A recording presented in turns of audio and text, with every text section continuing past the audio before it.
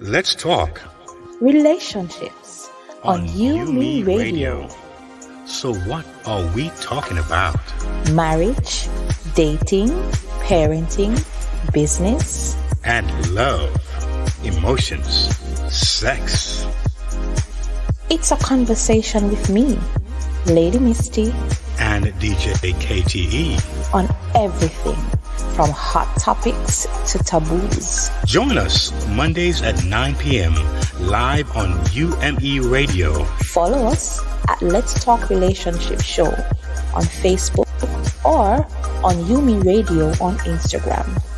Let's talk relationships, arguments for the grown. Get the UME Radio app to listen wherever you are. That is UME Radio, one word. UME Radio. Positive entertainment 24/7. Subscribe on YouTube and click the notification bell.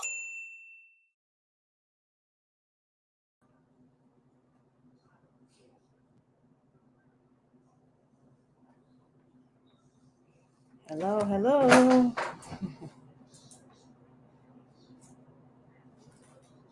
Come on, y'all. Tighten up, tighten up, tighten up. Oh. Okay. Which one is better? That one? Good evening, everyone, and welcome to my YouTube page and to my Facebook page. I'm glad that you have joined me tonight for a community conversation about my candidacy and the issues that are important to Mount Vernon. I'm so happy that you're here tonight. My name is Lauren Carter, and I'm a candidate for City Council. And we're having this we're having this virtual, we're so used to using that word Zoom. We're having this virtual cottage party, so to speak, or community conversation, because what we have found is that at the forums, oftentimes a lot of people, their questions are not allowed to be answered because there's limited time for the forums, limited time for each candidate to speak. And so now we're going to have an open forum. All questions will be welcomed, and we have the time to address them. And I just want to start by telling you why I'm running. I'm born and raised here in the city of Mount Vernon, and I went to the schools here. I graduated from Mount Vernon High School. After I graduated from the high school, I matriculated at New York University. I would later complete my undergraduate degree at Fordham University. And currently I'm earning an Executive Master of Urban Planning from the University of Southern California at one of the top public policy schools in the nation, the Sol Price School for Public Policy. I am running because there are so many challenges and so many issues here in the city of Mount Vernon. And we need people who know what the issues are, people that have ideas on how we're going to solve them, and people that know the process to get it done. And I am that person. I just want to talk a little bit about my journey in making this decision to run for city council. And it started several years ago, actually, unbeknownst to me. When I was working for the city, there were several people, whether people who were working for the city, people who would do business with the city, residents of the city. They would say to me, Lauren, you have been there for so many years. You know this stuff. Why don't you have integrity? Why don't you run for council?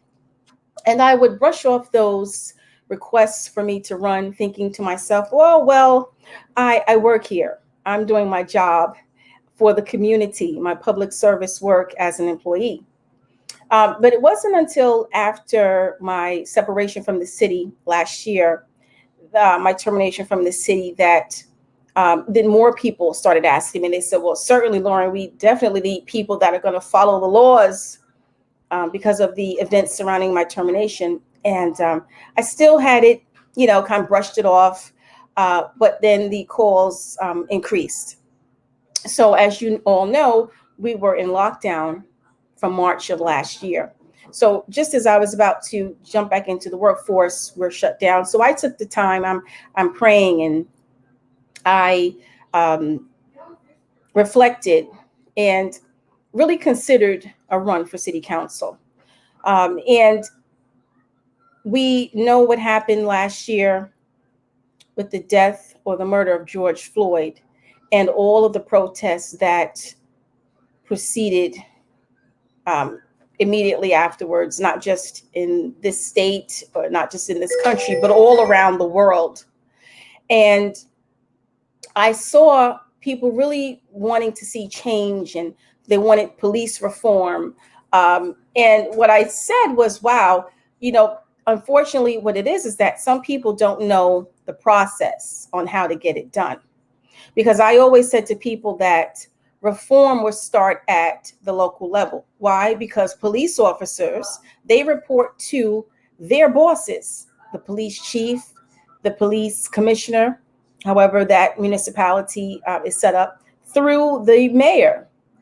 And I said, wow, this is something that I need to speak to council people about. And I did. And then it wasn't until August of last year when I saw a parking enforcement officer here in the city of Mount Vernon be assaulted. And just a few moments later that day, they apprehended the alleged suspect just a few short blocks from that location, the location of the incident. And I saw this particular person restrained by several officers, surrounded by several officers. Another officer ran up and punched him repeatedly when he was in a vulnerable state. And that was the impetus or the confirmation for me to make this decision to run for city council. So I don't take this lightly. For me, it's a calling. It's a duty. That's why my mantra, my tagline, my motto is purpose, passion, plan. My purpose is to be a servant for the people. I'm passionate about this city, and I have a plan on how we can get things done. I want to let you know that you can ask me questions. We're going to get to that in just a few moments. So please just hang tight. So that's why I'm running. It doesn't mean that I'm perfect. I can say certainly that I'm not. Maybe there are some people that are, but not me. And I would like to see Mount Vernon restored to its glory. I grew up here when we didn't have potholes, and we had so many youth programs. I remember going to the summer camps, and there were so many activities to do. And I would like to see us get back to those days. So I'm glad that you're here today. It's the road to the city council, and we're going to continue with the program tonight. I want to just shout out Me Radio, UMI Digital. They are the ones that are handling the technical aspect tonight. They are the administrators of my website, and just want to shout out to them. And let's move forward. Thank you.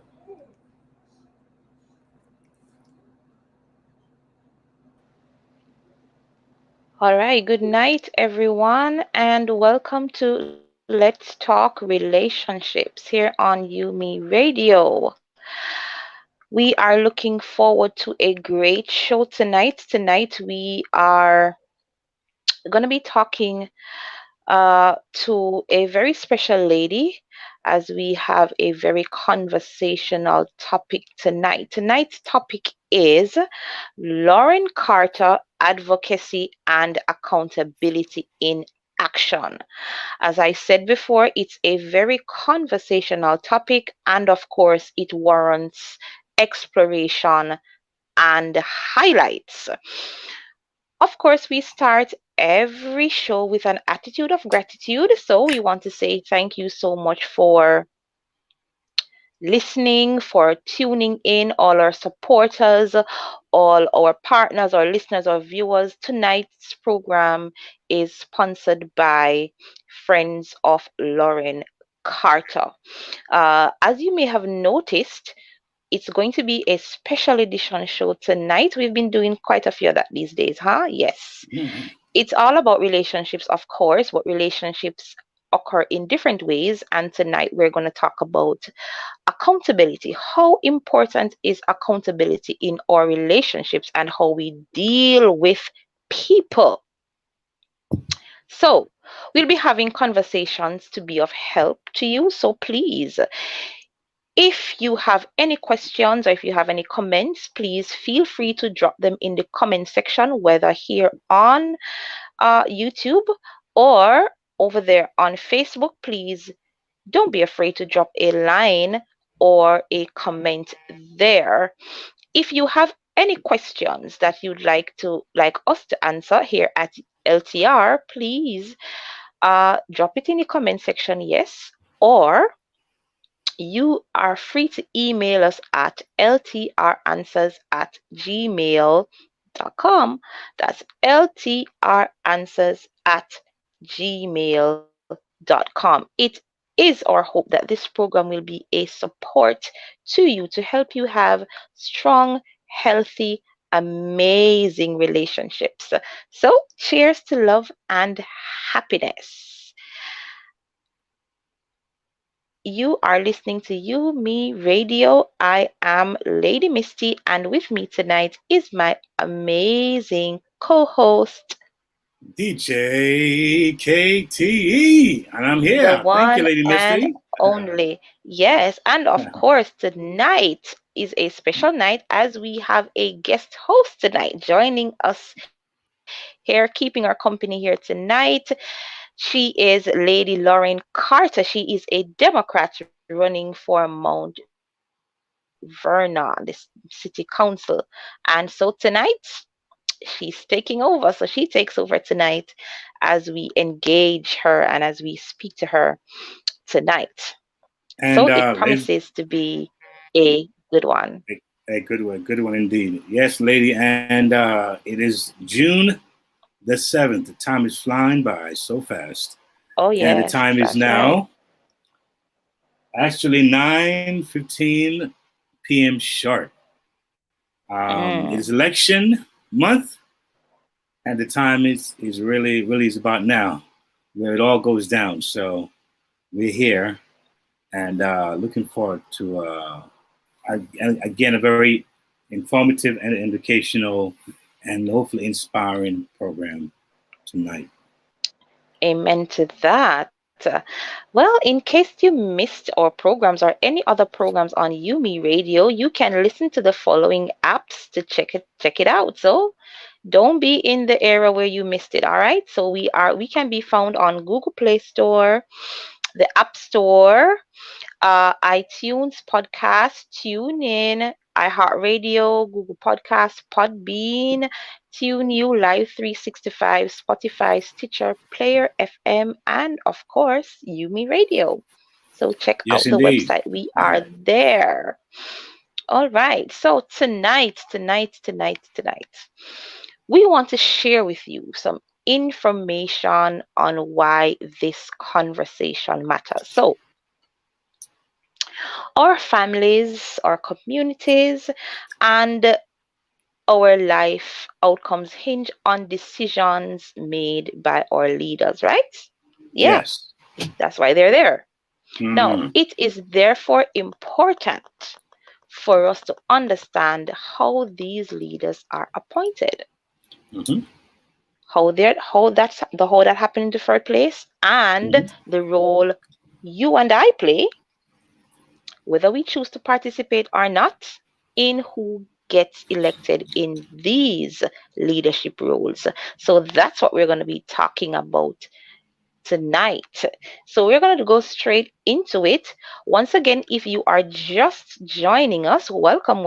Thank you so much for joining us. You are listening to Let's Talk Relationships on Yumi Radio, and tonight's topic is Lauren Carter, advocacy and accountability in action.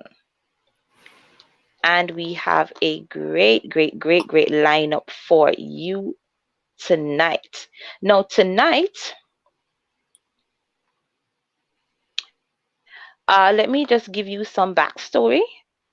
Of course, we are a station of information, and we want to share with you why we're having this conversation. So, listen to this, everyone. So it says it's a common myth that important elections only take place every 2 to 4 years. Yeah. Mm-hmm. Now, local elections often take place every year, and because the turnout is lower, your vote can actually make more of a difference. To explain the purpose of positions elected, the Rock the Vote and CEEP have developed the descriptions below, and I'm going to read them for you. We hope that they will help you better understand the candidates, why your vote in local elections matter.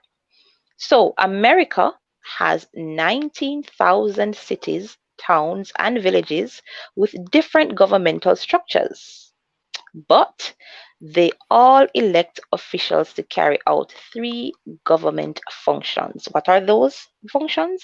Executive, legislative, and legal. The mayor or city manager implements the executive functions.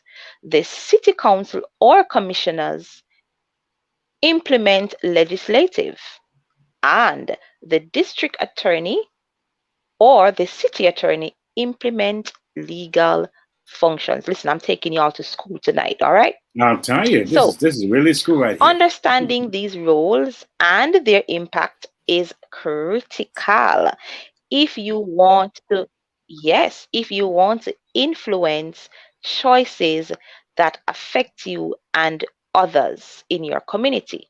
Now, here is a brief description of each function with their core responsibilities. Now, let's talk about the city council first. All right. So, the city council members have the final vote in creating laws and approving a city budget. They may develop their own initiatives as well as responding to the mayor's proposals, and they approve or reject key department heads. The mayor usually has more power than an individual council member, and a council supermajority may be required to override a mayor's veto of council approved legislation. Nevertheless, the council has ultimate say on which laws are passed. Some city charters give their council members the power to select department heads and even direct control over city departments or allocations of funding in areas that elect them. In these instances, the government is considered a strong council government. And of course, all of these are excerpts from uh, camp camp campuselect.org. Mhm.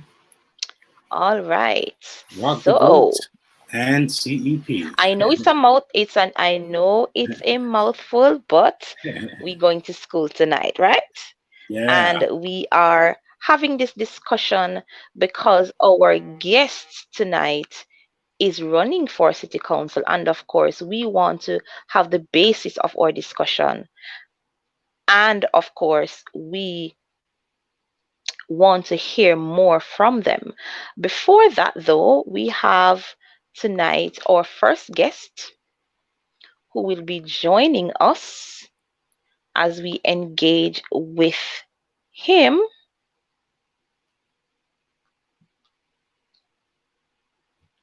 All right, let me just get that up. All right, great. So we are going to open dialogue tonight with Mr. Jamie Pessin. Did I pronounce your name correctly? I hope I You have my did. name correct, and thank you for having me. Oh, Yes. great, Thank great, you. great. Thank you Now, for being Mr. here, joining us Pessin tonight. is the leader of the group 500 Votes. Thank you so much for taking the time out to talk to us tonight. We really, really appreciate it. Welcome to Let's Talk Relationships. Welcome, Now, sir. Welcome. you have a group called 500 Votes in Mount Vernon, right? I do have a group, All 500 right. votes. So It's yes. so tell us about that. What's that all about? Well, people can start Facebook groups, and this group is Hmm. geared toward Mount Vernonites who Hmm. want to Mm-hmm. stay informed. Often, a lot of these groups are run by um, elected officials or their supporters or people that are on their team or people that are lobbying to get them elected. This group Hmm. is just started by citizens that just want to share information and share Nice. their opinions. It's about just making up your own mind on your own time, and we're just a information sharing group. Wow. We definitely see where All right, great. social. Now We I hear definitely you talk. yes. Sorry, Lady Misty. No, I was saying we definitely see how social media Go can ahead, be DJ such a. KTE. Go ahead. I said we definitely see how social media can That's be such fine. an incredible platform to get out the word because information is powerful. So having groups like these, grassroots groups like these in the community, is definitely a brilliant concept, and I applaud you for that because not many people take initiatives, and it's good to actually have that vision to really connect the people of your local community, Mm, to hear and yeah. get involved and see what's going on. So that's I applaud you for that. It's Thank awesome. you. I want Yeah. to let you know about the name. It's called 500 votes, Mount Vernon. Hmm. The reason it's Yes. called that is because 500 votes could turn an Mm-hmm. election, and so if 500 people are given correct information, they can make up Hmm. their own informed mind, and that might swing an election in the right direction, regardless of Wow. who benefits from it. Sounds good. That Sounds is good. powerful. That is powerful indeed. Now, and I hear you talk about Mount Vernonites, and I know you know that there is an election coming up, right? So Yes. Hmm. I want to hear what are your thoughts briefly on the candidates running? Where's your Well, headspace where that is concerned? I know all of the candidates personally. Some of them I've worked with as myself. I'm a previous candidate. I didn't get through, but I did volunteer efforts. I have been in and out. When you're from Mount Vernon, you can't really tell people what's the one thing you do. You do lots of things all the time for anybody that asks because we're all in it together. And what I would say is that in this group, there are elected people and there are people who want to be elected that have given their visions. And, it's almost time to select somebody.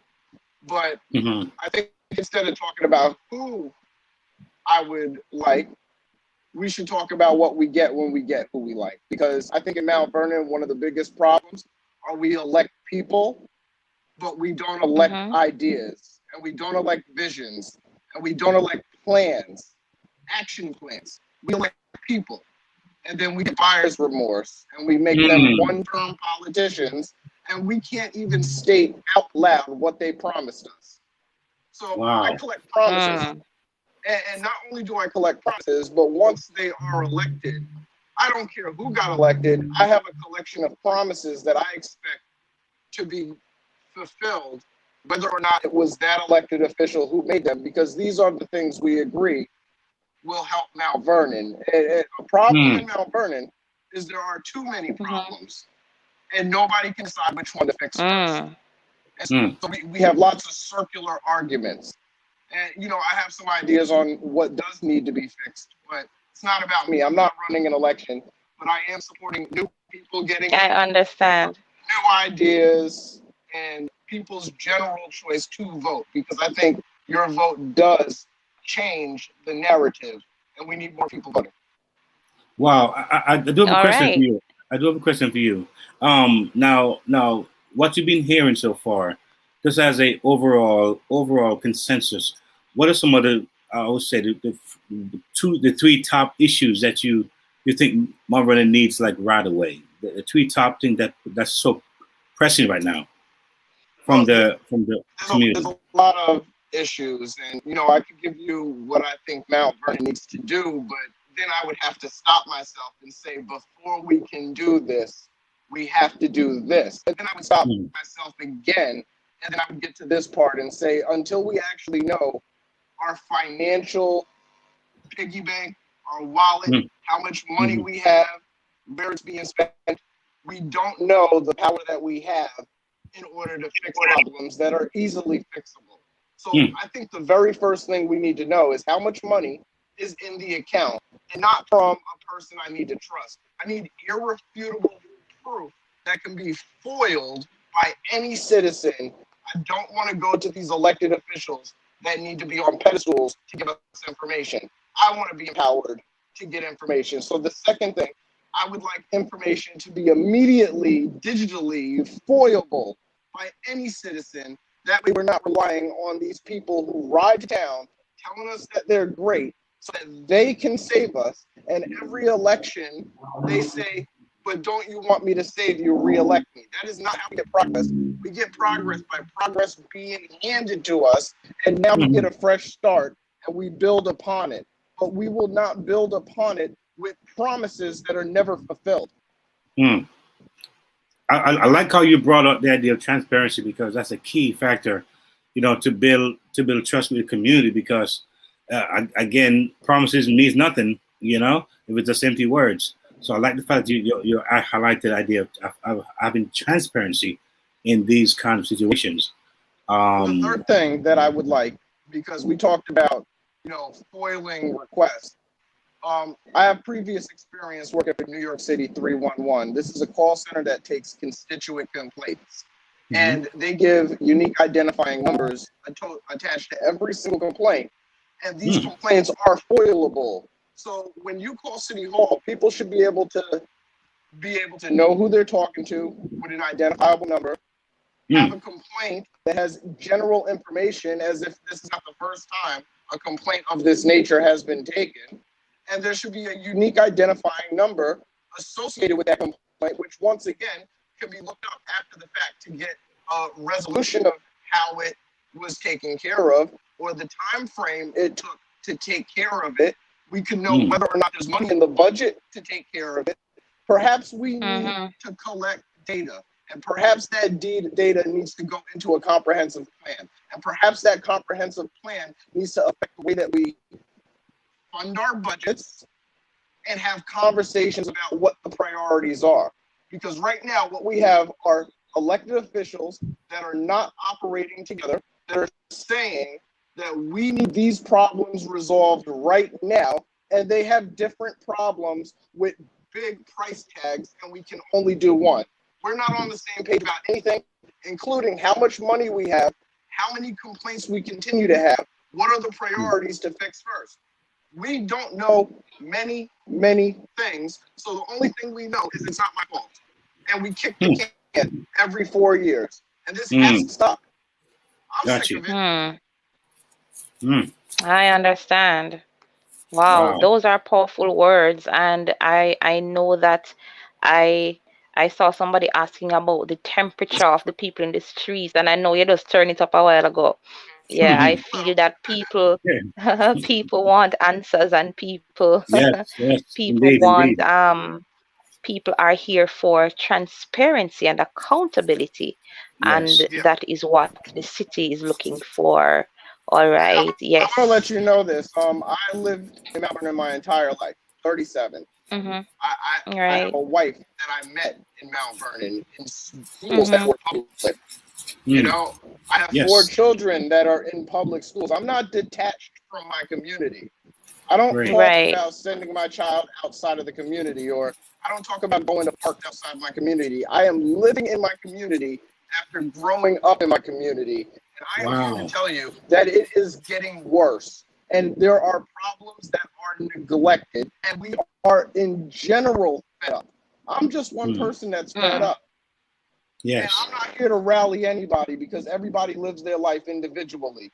But I will tell you, a majority of us are fed up. Yes. That's when you bring new people in with new visions and new plans.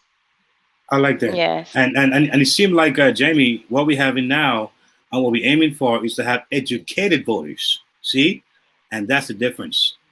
Because educated voters tend to watch the process, not just vote. They watch the process as things happen and can always get involved if they need to get involved whenever during the process. Because sometimes things may start off well, then you leave it alone and then it goes south. Yes. So you want people who are not only voted, but engaged voters who understand what's going on. And like I said, those who lived there for, like yourself, were born and raised there and still living there, is really the heartbeat of the community, because you guys see it all. You've seen all the different events and different happenings, from whether it's from the police to the neighborhoods to the the infrastructure to the roads, to how they handle different elements, whether it's snow season or summer seasons. So you guys really do have a powerful voice, and I like what I'm hearing. Folks are putting their money where their mouth is, so to speak. And I think that was what's going to make a difference in Mount Vernon, as I hear you guys, bring forth the narrative as to what needs to happen there. I also want to talk about Lauren. She did invite me on the show, and I accepted. And I'll tell you what I know. I'm a person that has filmed city council meetings for free for about 5 years. It was something that they weren't doing. It actually took a pandemic for those videos to start being done by City Hall. And I think that, if we had more transparency for the last 5 years directly by City Hall, willingly, that we might have had different outcomes in elections. We might have remembered promises broken. We might have remembered who voted incorrectly. But we don't pay attention. We like the circus. We like the drama. We should be subscribing to this. But I don't want to subscribe to a drama at City Hall in Mount Vernon. I actually want progress. And in order to do that, I think we got to get new people. We have to get leaders that tell the truth. We need to be able to track people's requests. And we also have to manage our expectations. Absolutely. Because we don't have a lot of money. And so we can't do everything in the first year or even the first 4. So we have to manage our expectations, which means we have to prioritize. The first thing to do that is to find out how much money we have. The second way to do that is to fund the budget in areas that need help, as well as paying people that we owe money to. The third way is a little bit tougher. We might have to borrow money. But I'm not running an election. This is one of those paint yourself into a corner years. And, God bless anybody who decided to run this year, because you have so many problems to fix. I don't know where you're going to start, but I'm willing to listen. Wow. Okay. Well, that's called keeping it real, brother. I like that. Keeping it real. Yes, it has to be fixed. One of our viewing audience said that they need someone with experience, and of course that's important too. Yeah, so I think you're right on point. I like the idea of the 500 concept. Votes. I think it's a great concept. Votes, yes, I think it's a great concept, and yes, empower people from Mount Vernon. But when people are empowered, man, they will definitely make a difference. So it's great. I think a good Great idea for grassroots everybody that thinks that the only elected seats in this town are the mayor, the council seats, which are about 5, well, exactly 5, and the comptroller. So that's 7 positions. You need to know there's 157 positions that are elected seats. You have district. How much? 157? 157. Got it. Wow. There are 75 districts for a Democratic district leader in this Democratic state, Yes. county, and town. But in Mount Vernon, there's 150 different seats because there are 75 districts, 2 district leaders per district, and then you have the 7 other roles, which is comptroller, council, mayor. I think if more people step up to take direct roles as elected officials, which is what you would be, then we would have more boots on the ground. We might even have 500 people that could turn this town around. And that's why I focus on such a low number. Right. Not that I'm encouraging anybody to run, but just know the buck does not stop with the mayor. It stops with the majority staying quiet and not taking action and starting to say it's not my problem and it's not my fault. Right. I love that, Jamie. Thank you so much. You know, I'm listening to you, and one of the things that jump out at me is that as a voter, by and large, as a citizen, you have to stop thinking on the surface. So I just voted for somebody I like, and that's it. Based on the information you're giving, is that, you know, the information is out there. Do your research. All right, this is a seat that may have some influence. It will impact a change in my life. Okay, I'm looking at the candidates now. Who will best fit this? You know, sometimes, you know, we vote because, you know, we like a little drama, yes, and we vote for who we like, not necessarily thinking of who may be best for the position. So I think as we go into voting and you know, voting for seats like this, which will impact our livelihoods in the future, that we think along that line. Thank you so much, Jamie, for sharing with us tonight. It was a pleasure speaking with you, and already I know that you're going to be one of the voices of change in your community. I see that already. Thank you so much for sharing with us tonight. Thank you for having me. And the last thing I'll say is, no matter who gets elected, work with that person until they become unreasonable. That's what I'll say. Thank you for having me. Yes, thank you. You are Appreciate you welcome. coming. You are welcome. Have a good night. Great. Wow, that was such an empowering conversation. Yeah, young man. You know, Yeah, that's great. Young man with a lot of knowledge, and if we had more, well, young men, and just citizens overall, really looking at how we elect officials the way he does, I'm sure that more persons in office would be held accountable. Yeah, You know, I heard him speak of seeing leaders with new ideas, but also he wants to see leaders with transparency and accountability, and that's what we're talking about tonight. Yes. Great conversation. Great conversation. All right. I think before we get into speaking with our co-guest tonight, or co-guest tonight, or guest host, that our engineer should be playing a video for us. So I'm not sure if that is queued up, but while I await that answer, I want to say to those who are coming in, I see YouTube is already firing up. I see the comments already.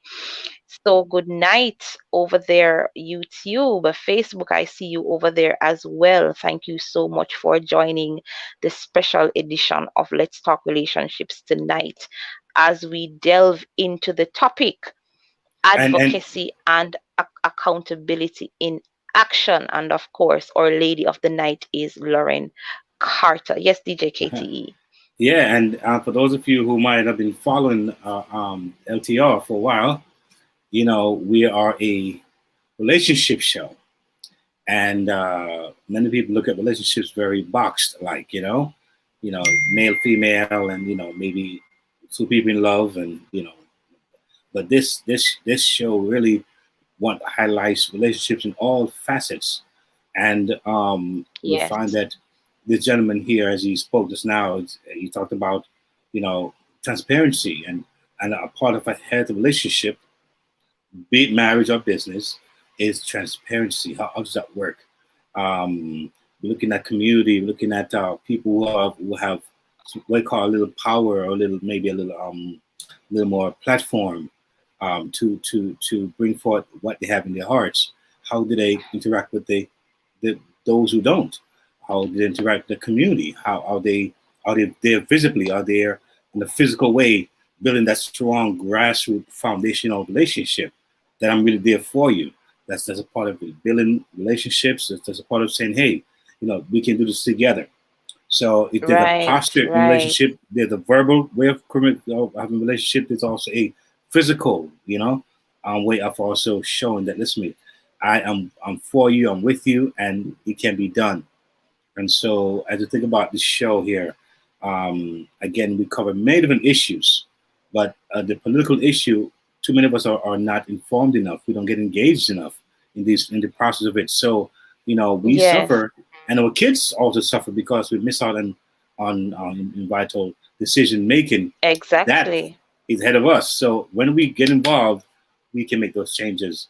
And we can see those better outcome for our communities. Yes. So.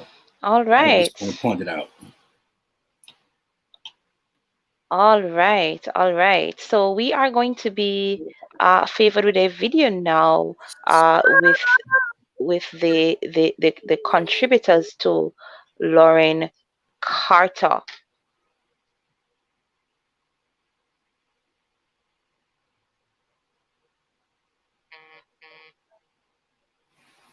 I'm not the mistakes that.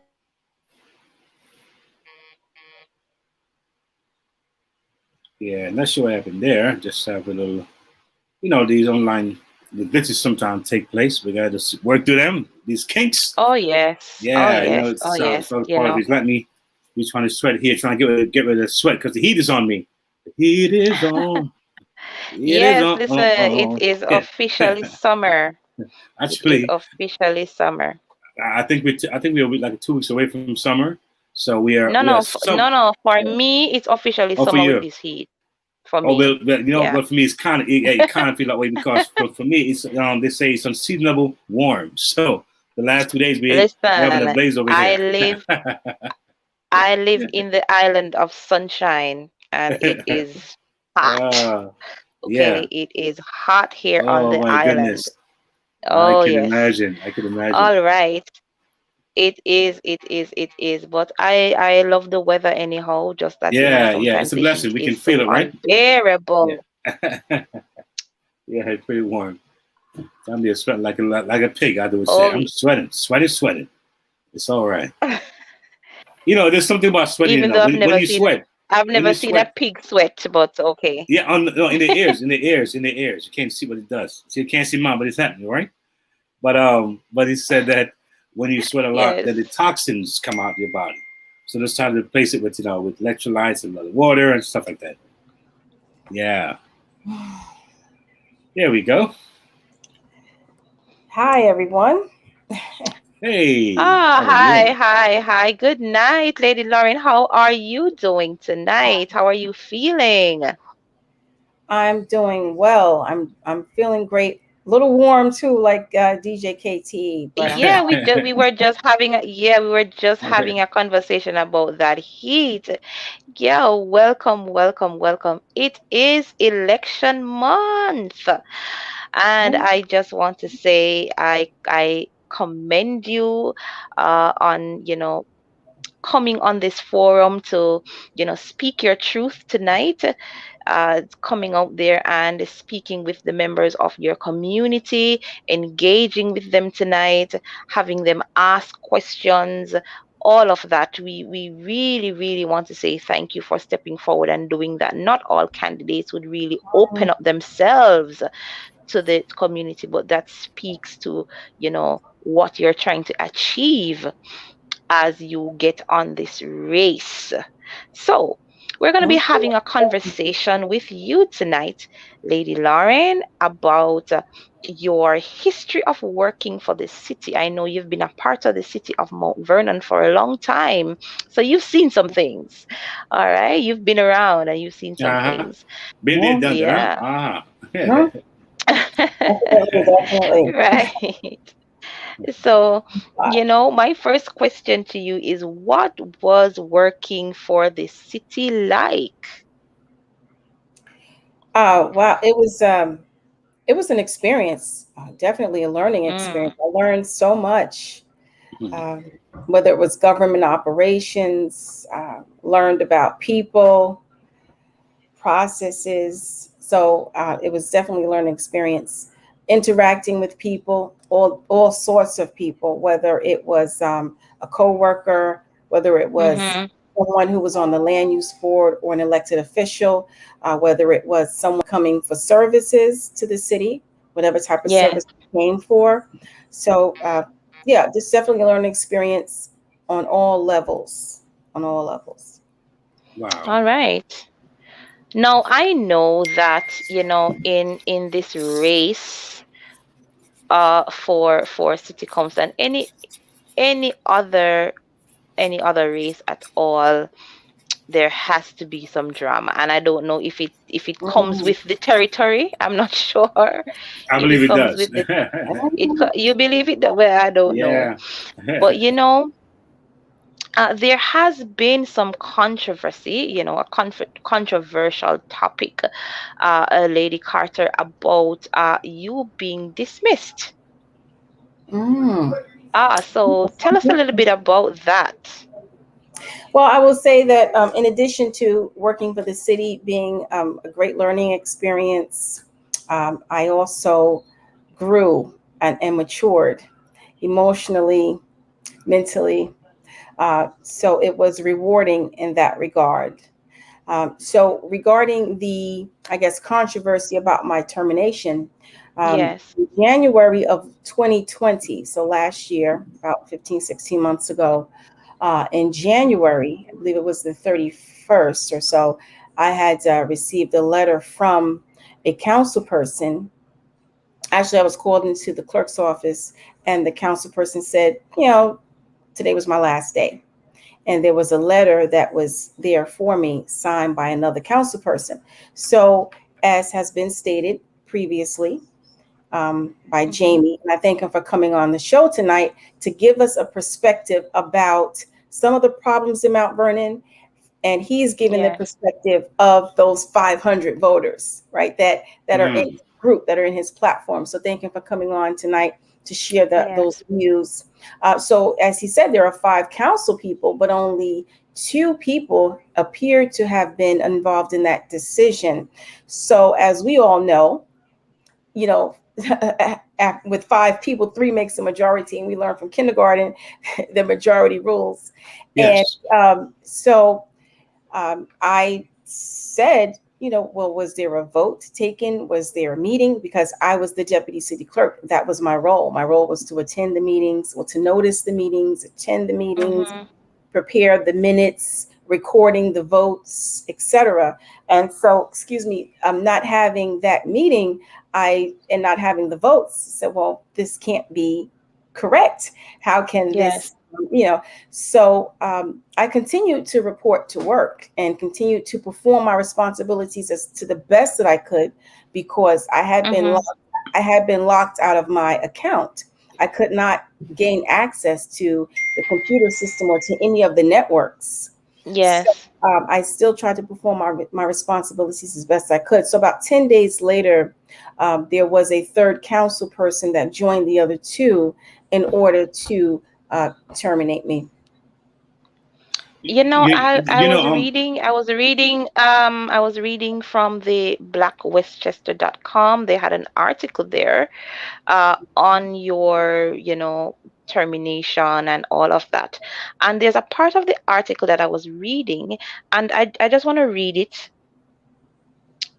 It says, even when former Mayor Richard Thomas pled guilty to federal charges and had to relinquish his office, he was offered the opportunity to come in at night so he could leave with dignity with city employees or the press watching him like a walk of shame. But you have a dedicated employee who has done her job with dignity and has always represented the city with integrity, told she is fired in an earshot of her co-workers, and 2 weeks a social media speculation about the council canning the clerk and the deputy clerk looming in the air. And when I read that, I wanted to ask you, what are your thoughts on that? What are your feelings towards, all of what transpired? I know you may, there may be legal implications and so on. So I know you will respond accordingly, but I want to hear from you, Lauren. How are you feeling about all of this? As you know, I know all of this now has resurfaced as you run for council.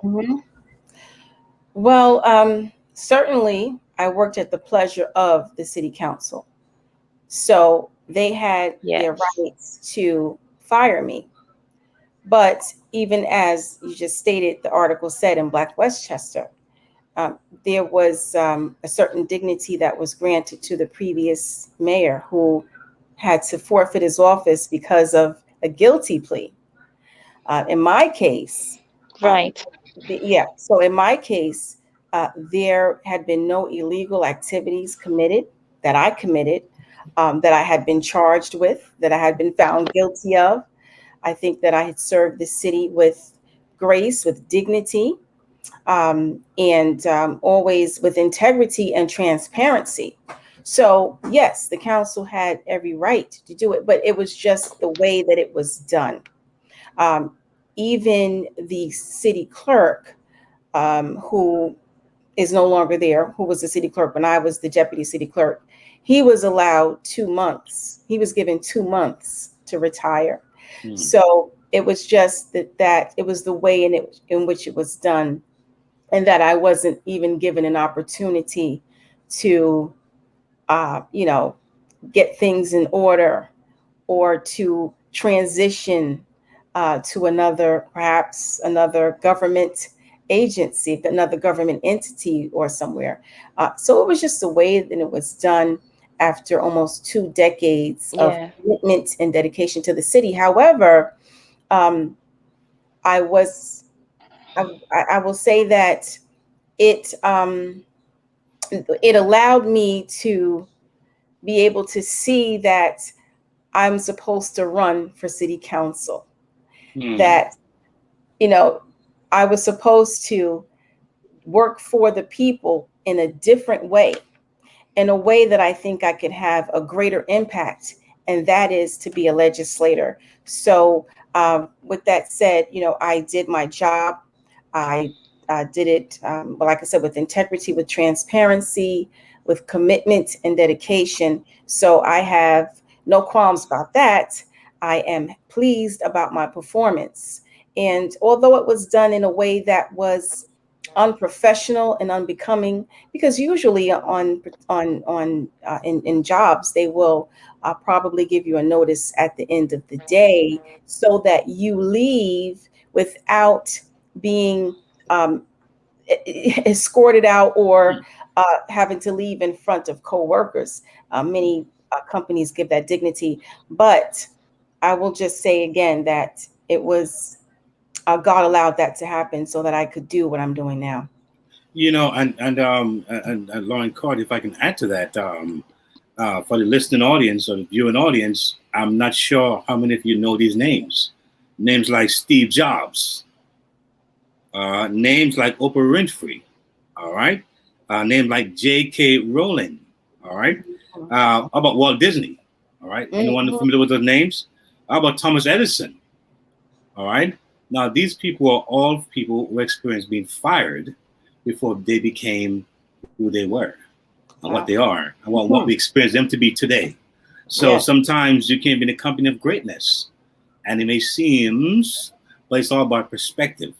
You know, at the end of the day, the narrative, and I think, like I always say, the cream always rises to the top.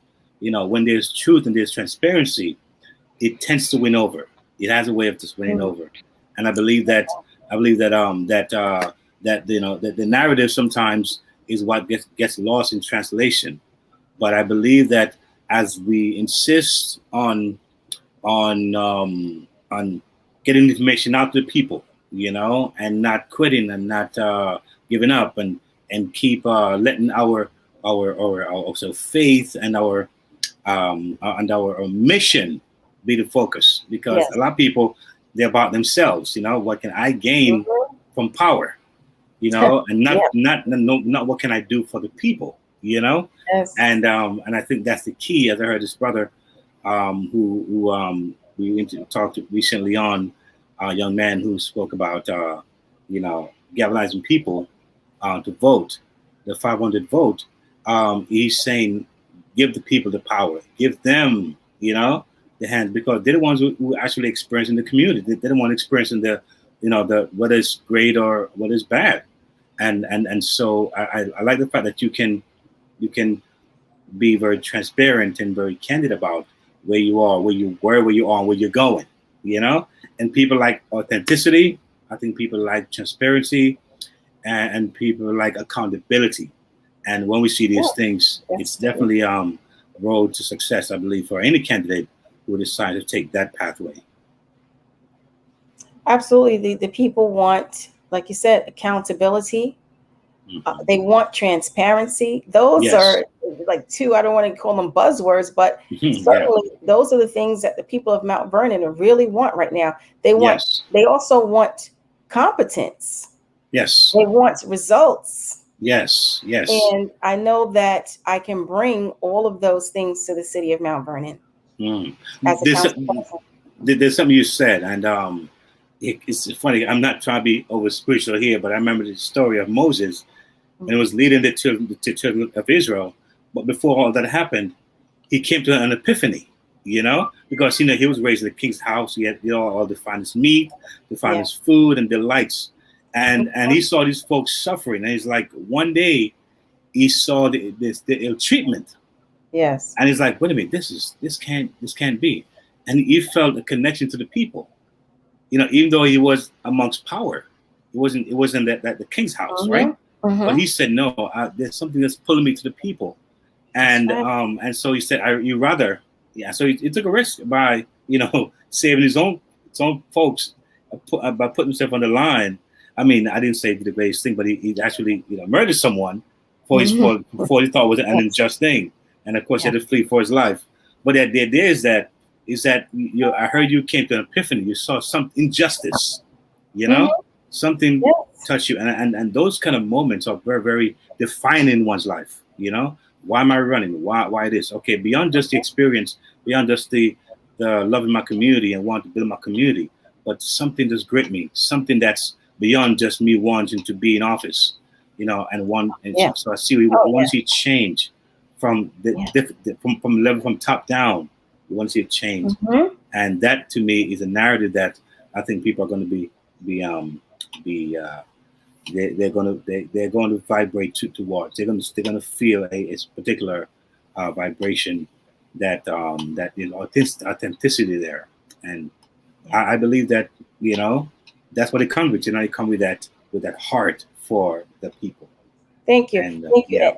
And DJ KTE, I know some people are anxious to have me answer their questions, but I just want to respond to what you just said. And for me, it's not about a title. It's not about fame. It's not about money.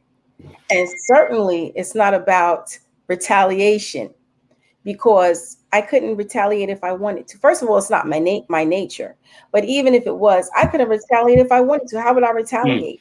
I would be one of 5 council people. It would take a majority to do certain things. And I don't even know how I could retaliate, because I could say, definitely if a person's running for mayor, they have the power to hire and fire a lot of different people.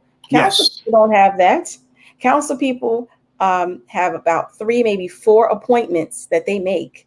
So it's not like the over 100 or so that the mayor could make. So it's not about any of those things for me. Like you said, DJ KTE, I experienced injustice, and not just in that particular example, but I have experienced injustices in my life, as many people have, especially being a Black person, right? Many of us have experienced injustice, and I saw the injustice that I thought was perpetrated on a person here in Mount Vernon, and that was the reason why I jumped. That was the answer for me to jump into this race after the calls of the people, of family, of friends, of, like I said, employees. People said, "Laura, you know this stuff. Why don't you run?" And so that was the driving force. And it was because of an injustice. And it was because I saw that people really weren't doing the things that needed to be done to make the changes that could be made.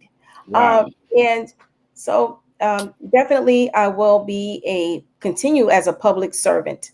So for anyone that has a question about that, that's why I'm running.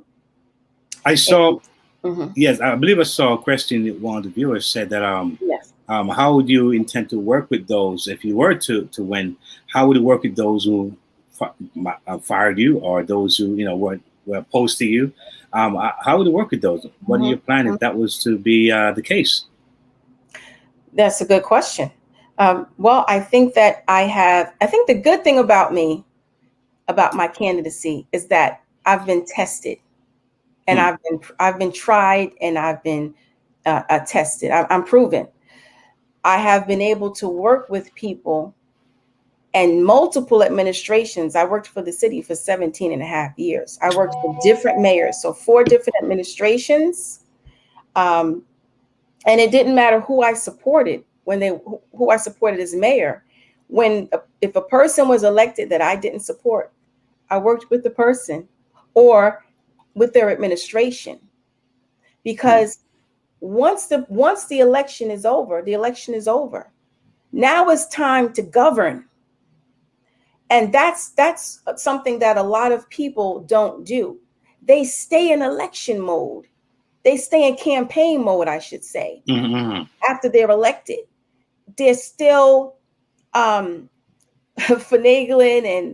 and trying to make a show about certain things and trying to get support. When that's over, once you're elected, it's time to pivot. It's time to govern. It's time to hit the ground running. It's time to get the job done. So when the previous administrations, it didn't matter who I supported as mayor. Once the new administration was in, I worked with them, worked for them, worked under them, and did the job, because it wasn't about me. It was about now continuing to move the city along, continuing to get the job done. So with that said, I already have that track record. So I can certainly work with people that may have been against me. I can certainly work with those people, because it's not about me. It would be about getting the work done for the city. It's really interesting, because I think, well, let me just say, I'm missing Lady Misty. I think she might have fallen off somewhere.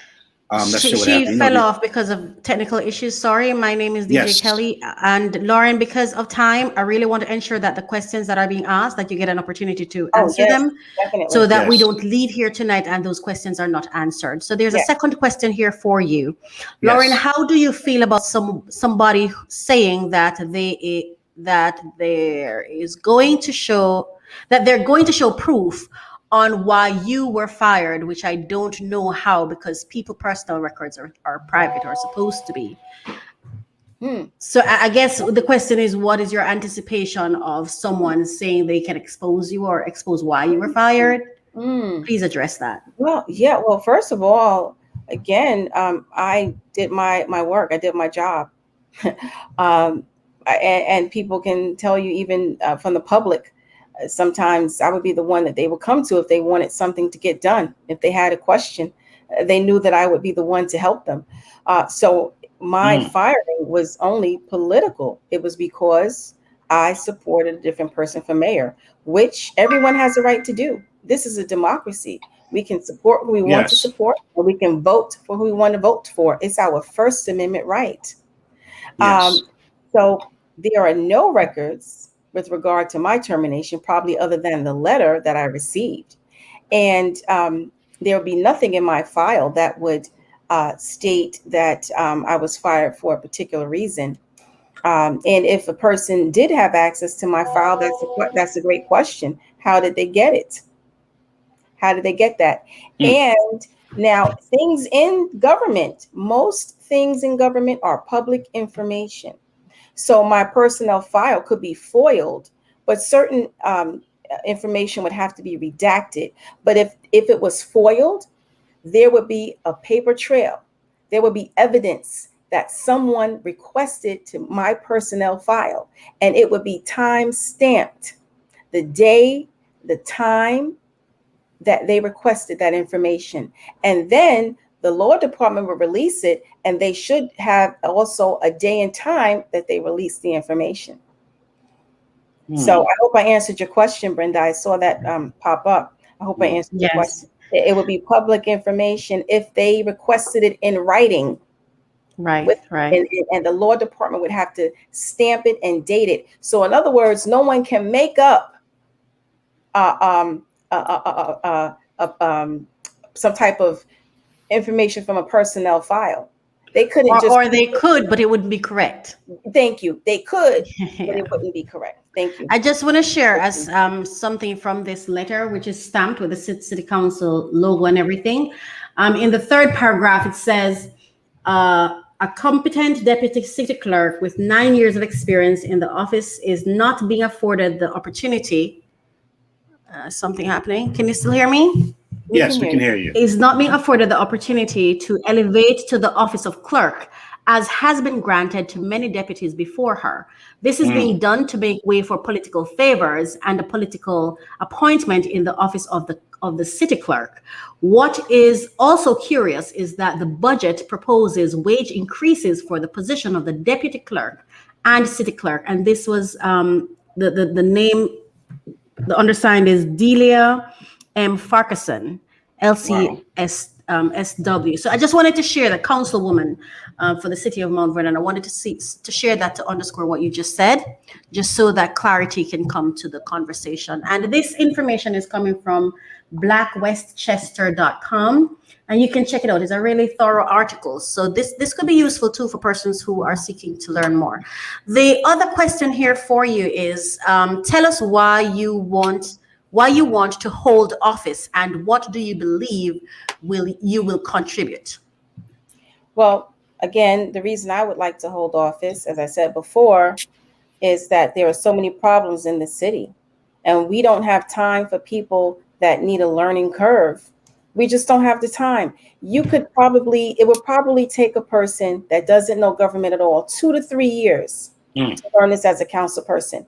The issues are too complex and pressing to have to wait for people that need 2 to 3 years to learn it.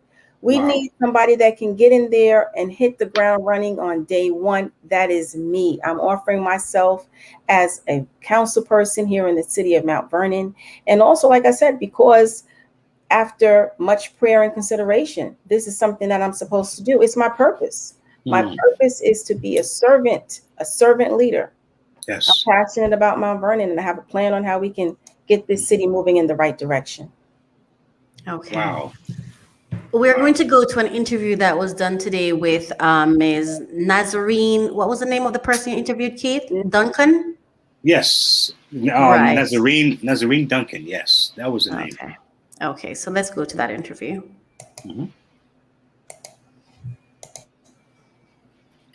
Ladies and gentlemen, once again, this is DJ KTE and Let's Talk Relationships. And right about now, we're having a very special guest, out of Mount Vernon. Her name is Nazarene Duncan, and she'll be visiting here us on Yumi Radio. And just going to call her in and just have her talk to her audience.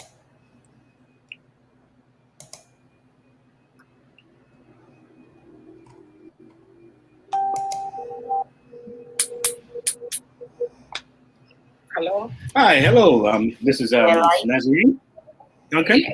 How are you? I'm fine. Question: are you as hot as I am? I think we're having a very, very humid day, and I'm sweating like a pig here in New York City. We're on fire. It's hot, but fortunately, I'm in the air conditioning. You see, you're a smart lady. See, comfortable. You do what smart folks do. You get the AC, you know, and cool down. So that's a good thing.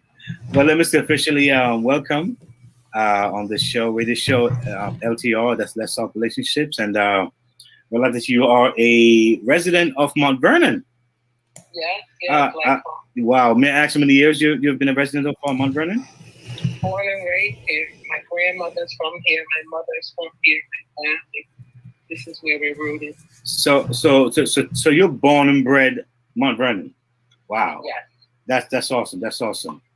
Yeah. So as we know, we come to a time of election, and we got some folks that's running, and we pretty much you know we try to work with those we feel will help our communities, and those who feel can be effective.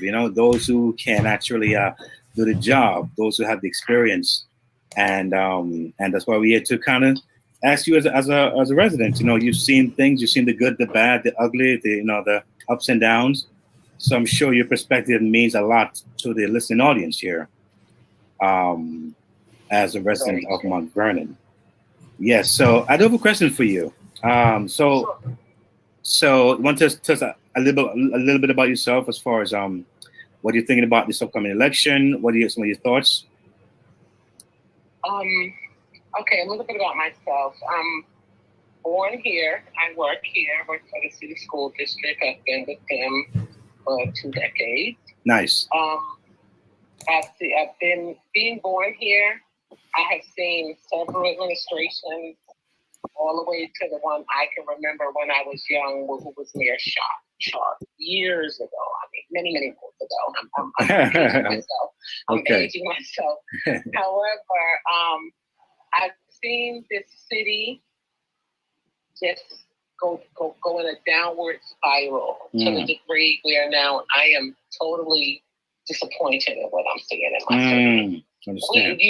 When I was younger coming up, you didn't have, I guess there were political things, and maybe I was too young to even care about it at that time. Mm-hmm. But when I became an adult, over these last couple of years, I have watched infighting. I have watched political bullying. I have watched the infrastructure of this place go down. And I can go on and on, but wow. We can go on and on. So I think we're at its worst now. Wow. So you really see the need for a change, for some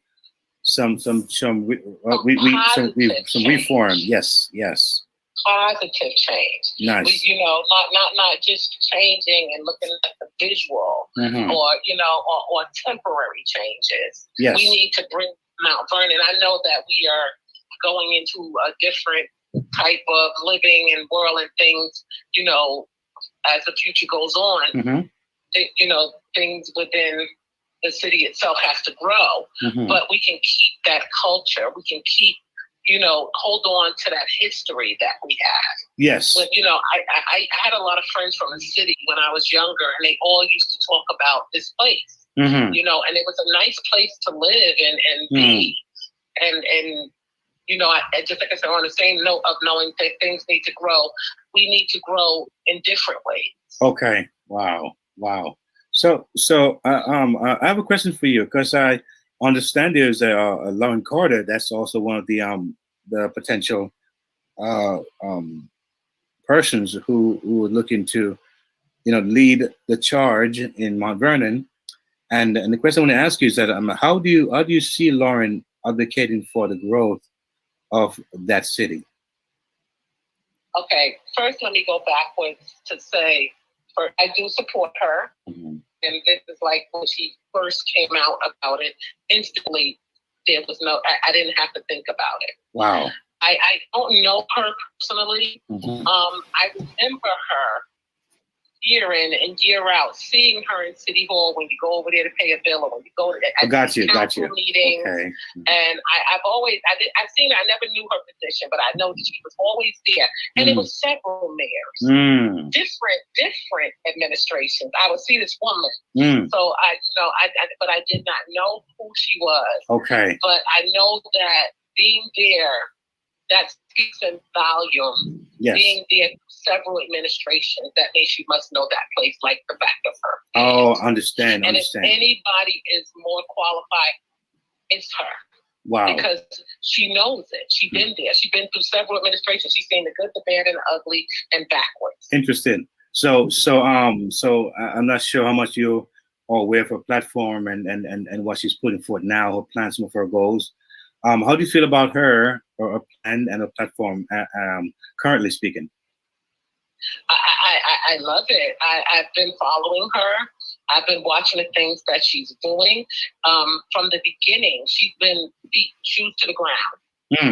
Okay. And she's been making herself seen. She's been making herself known.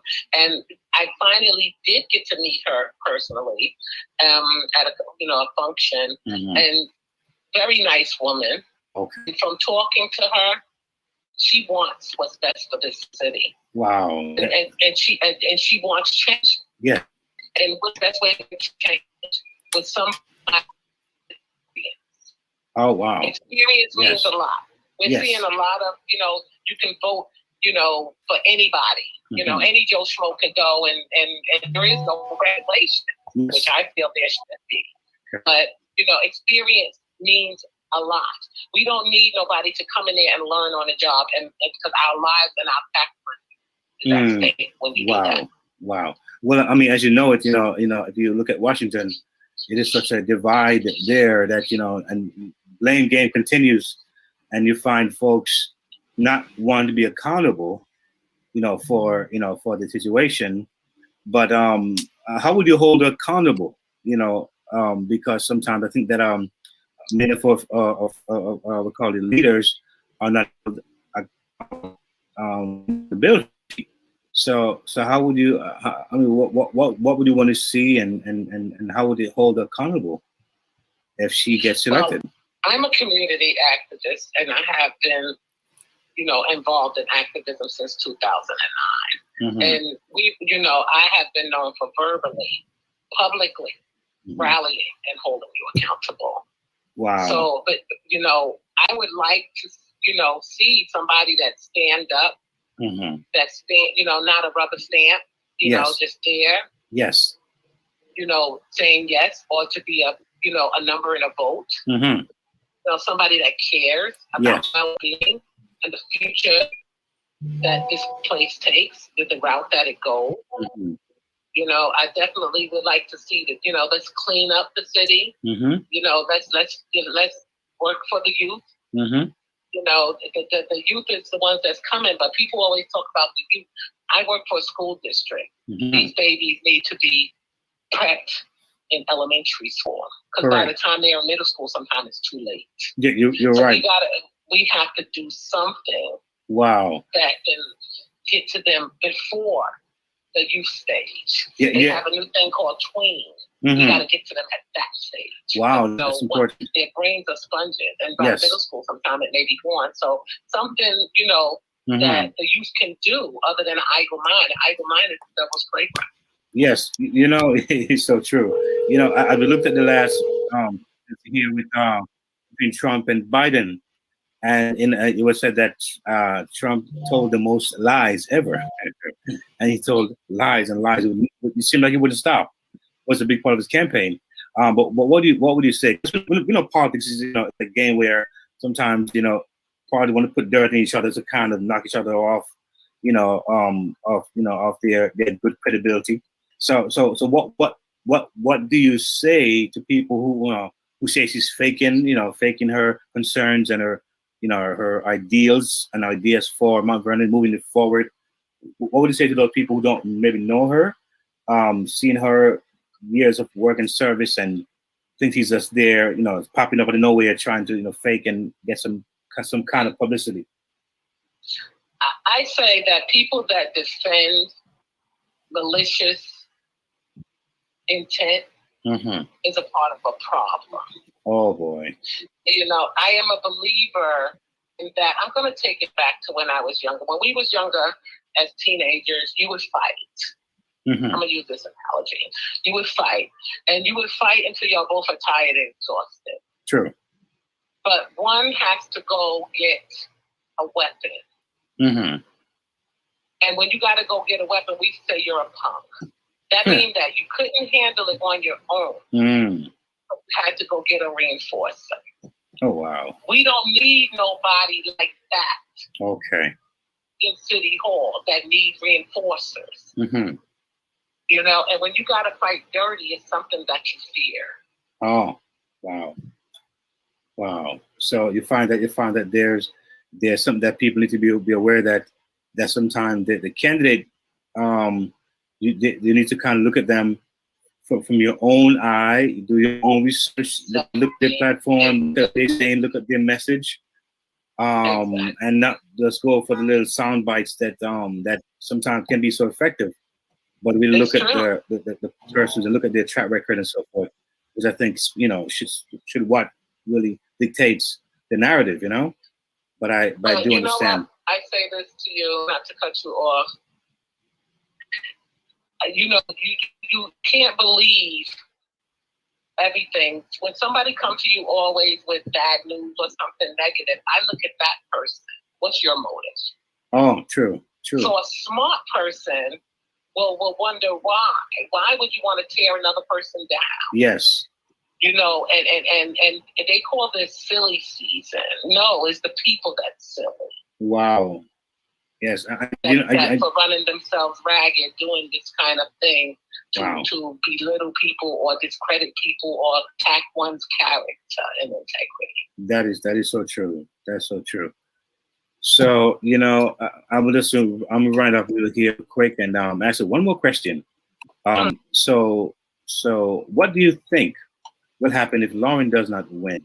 What would be the loss, do you think, if he doesn't win?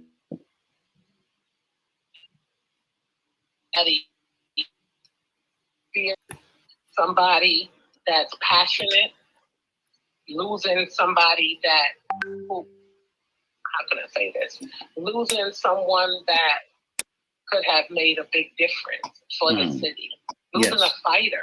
Because what they want in there now is puppets. You want a fighter.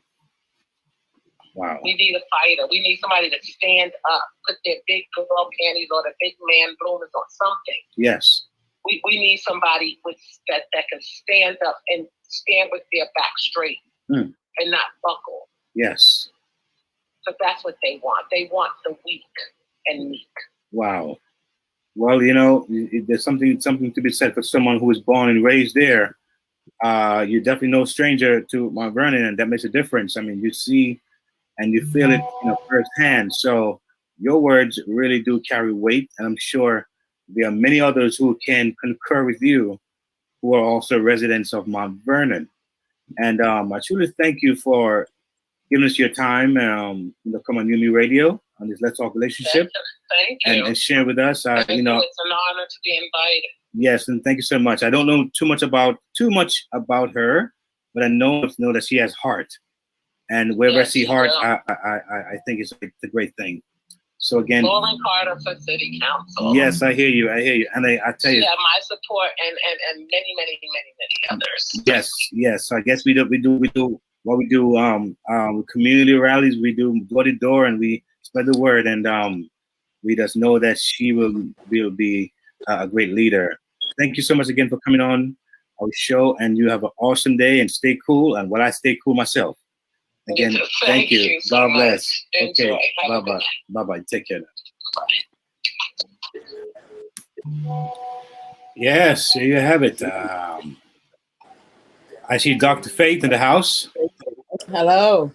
You're looking pretty cool where you are. Well, thank you. I have my fans running around here. I have a lot of fans going around. You know, I have one small fan. He's not doing the job as well, but he's doing I see you something. sweating, and I said I'm not going to sit up here and sweat. So I got two fans going. You know, it's a while I haven't sweat like this, but I'm thinking, you know what? I think I'm getting rid of toxins here. It's been a built up. Wow. So okay, if you want to put it like that, that's I said let it flow, let it flow. So I get my rag, and just wipe it down. Get my water, and I'm good to go. It's all good. It's all good. Yeah. So welcome. Good to see you here. Thank you for having me on the show again. One more time. I'm a regular. Yes. So again, another Mount Vernon Nights. You've been there for so long, and one of those persons who have been in the trenches, so to speak. Yes, and in the background, not trying to be in the front. There you go. But you have a heart for the people in the community, and of course that's where it starts. That's the grassroots, Yeah. And tell us about yourself a little bit, and what you want to see happening in Mount Vernon. My goodness. Well, I've been in Mount Vernon for 20 years. I have been doing ministry for 15 years since 2006. And I have been in the background a lot, just doing my thing. When God led me into ministry, I really saw a need. Something was always in my spirit to help others. Many know my story. My misery became my ministry. So I wanted to help people who have come from a time of despair, been through a lot of hurt and pain, to help them, to push them forward into being all what God desires them to be. So I am that voice to help that child that's broken, that woman that's broken, that person that feels that they don't have what it takes to move on in life or how to function. So I'm there. God put me in place to help in those areas. So I am so excited, each time I reach out to the community, and even so much, I see now why God got me into politics in 2017, because I just got there, and I always stayed behind the scenes, as I said before. I never wanted to be in the front line, but I see what God is doing, because being in politics on the other side allow me to see a much bigger picture of how government is run, and how the needs of the community is not really in the forefront, even though people say it is, but it's not really in the forefront, of the candidates. A lot of candidates that I've seen and the people I've been voting for over time, the needs are not always being met. So I believe being in the public eye now, being the political arena, is going to give me more insight in how to help the community to build. Because so tell me. So one of the things. Yes, go ahead. Yes, it's not to cut you, but understand that there's a program that you're working on. I believe it's called the Excellent Program. Yes. I want to hear about that. Yeah. Yes, I'm coming up to that. Yes, so one of the things I've seen is that young people, there's a lot of violence over time. I have seen where, young people need a lot more than what they are. There, a project is called the Excel Project, which comes out of the name of my ministry is Women and Men of Excellence Outreach Ministries. So what came forth is Excel. The idea for the ministries is being excellent, because God is excellent. So bring people up to that level of excellency. Yes. So it's to help young people, especially the target ages is 16 to 24, because I find that we're losing a lot of that population to violence. There's too much of our young men and young women, that are dealing, especially young men are in a lot of, they're in prison. I was at a Martin Luther King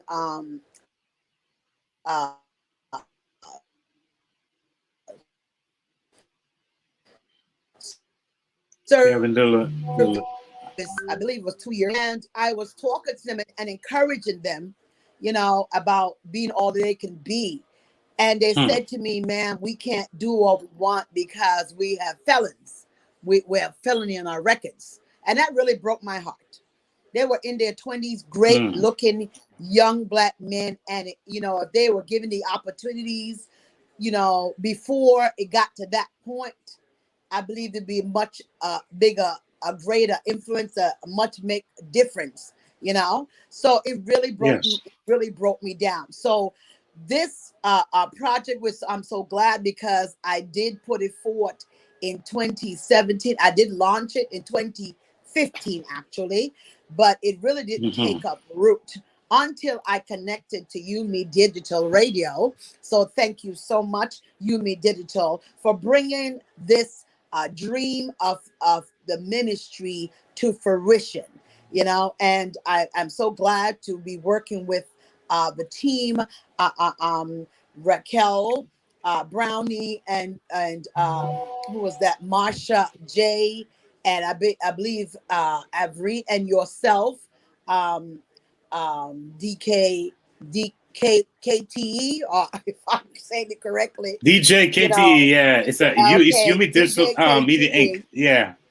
Okay, that is helping the ministry to push it forward. I am so excited, you know, of what God is doing. And you know, we had that 1 year anniversary being on a virtual platform, and it has moved in 1 year. The ministry has been shifting and growing, you know, and building. So this particular program, the Excel Project, is going to bring a lot of a new insight into Mount Vernon, you know, and to build more bridges. I even have part of this to also build bridges between the elderly people and the young people, because there's some kind of loss there, some kind of disconnect there. So I want to bring that back together to have collaboration there as well.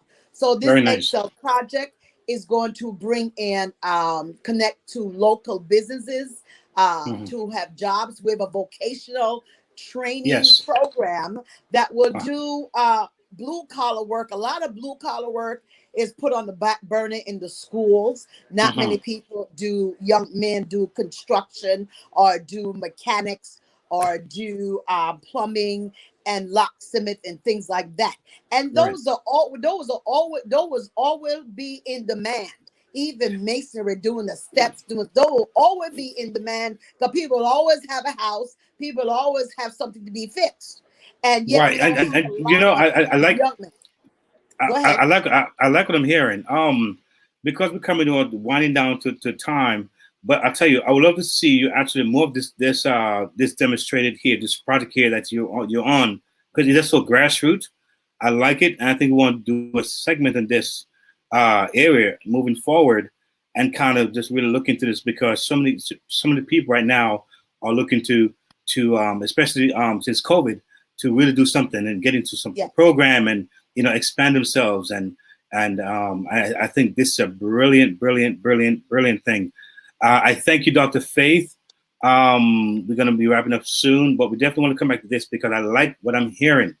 And I think that it's going to be, many lives are going to be affected by this vision here that God has put in your heart, as you stated. I'm excited about it. Yes. But so I'm going to bring back, before we close out, and thank you again, Dr. Faith. I really appreciate you for sharing this great vision with us. Bring back Lauren Carter with us before we close out. This was a very eventful hour, I would say. It certainly was. I hope I answered. I hope there are no outstanding questions in the chat. Yes, viewers, any more questions you have, you can get off now before we close out here, because as you can see, she came early and she's willing to stay late because she wants to get it out. She wants to answer your questions. As you said, she's for the people of Mount Vernon. So please don't hesitate to ask your question. There's only one question I'd like to pose, Lauren. I saw some comments on Facebook Let me see if there's let them ask the question first. There's a question here before you first. Okay. Lauren, lately strange special interests groups have poured big money into the local election, trying to buy city officials and influence in city hall. Do you support a lobbyist registration like they have in NYC? Well, Sam Rivers, thank you for the question. I do support that. I'd have to look more into it to research it, but I support it. I support the concept, definitely, that we will know who's registered as a lobbyist. I do know that they have to register with the state of New York, but if they'd have to register, and if they did, it would be at the Westchester County level, most likely. Then I'm definitely in support of that, but let me just do a little bit more research on it. But on the face, I definitely agree. And I just want to let you all know, I'm not accepting money, campaign contributions from any lobbyists or developers, because I don't want to be beholden to the special interests. I want to be beholden to the people. Wow, that's commendable. That really is commendable. I've seen some comments because I had to do my research as well. We had to do our research for to support you in what you're doing, because we wanted to be aware of what is happening, just to maintain objectivity, which I think we've tried to do. But I've seen there was a question where someone was making a statement that they came to you for support. You gave commitment to offer support, but then you never got back to them, I suppose, within the time they were expecting, because they never really said that you said what time, but apparently you did not get back to them. What do you have to say? Could you respond to that person? Should they go and see the link and watch this video? What would be your response to that person? Well, my response to that person would be that I will, if I'm elected to the city council, will always remain accessible to you, to all the people of Mount Vernon, to all the stakeholders of Mount Vernon. So if I'm elected to the city council, I will definitely advocate for you, that person, and I will advocate for all the stakeholders of the city of Mount Vernon. But I want people to know that sometimes things take time. Sometimes your solution is not going to be overnight. Sometimes there have to be investigations conducted, research has to be conducted. Sometimes there are a lot of components to things, and I don't want to try to make excuses, but I believe in really informing the public on what it takes to do the job. I know, because I was sitting there with the council people. I've been in government.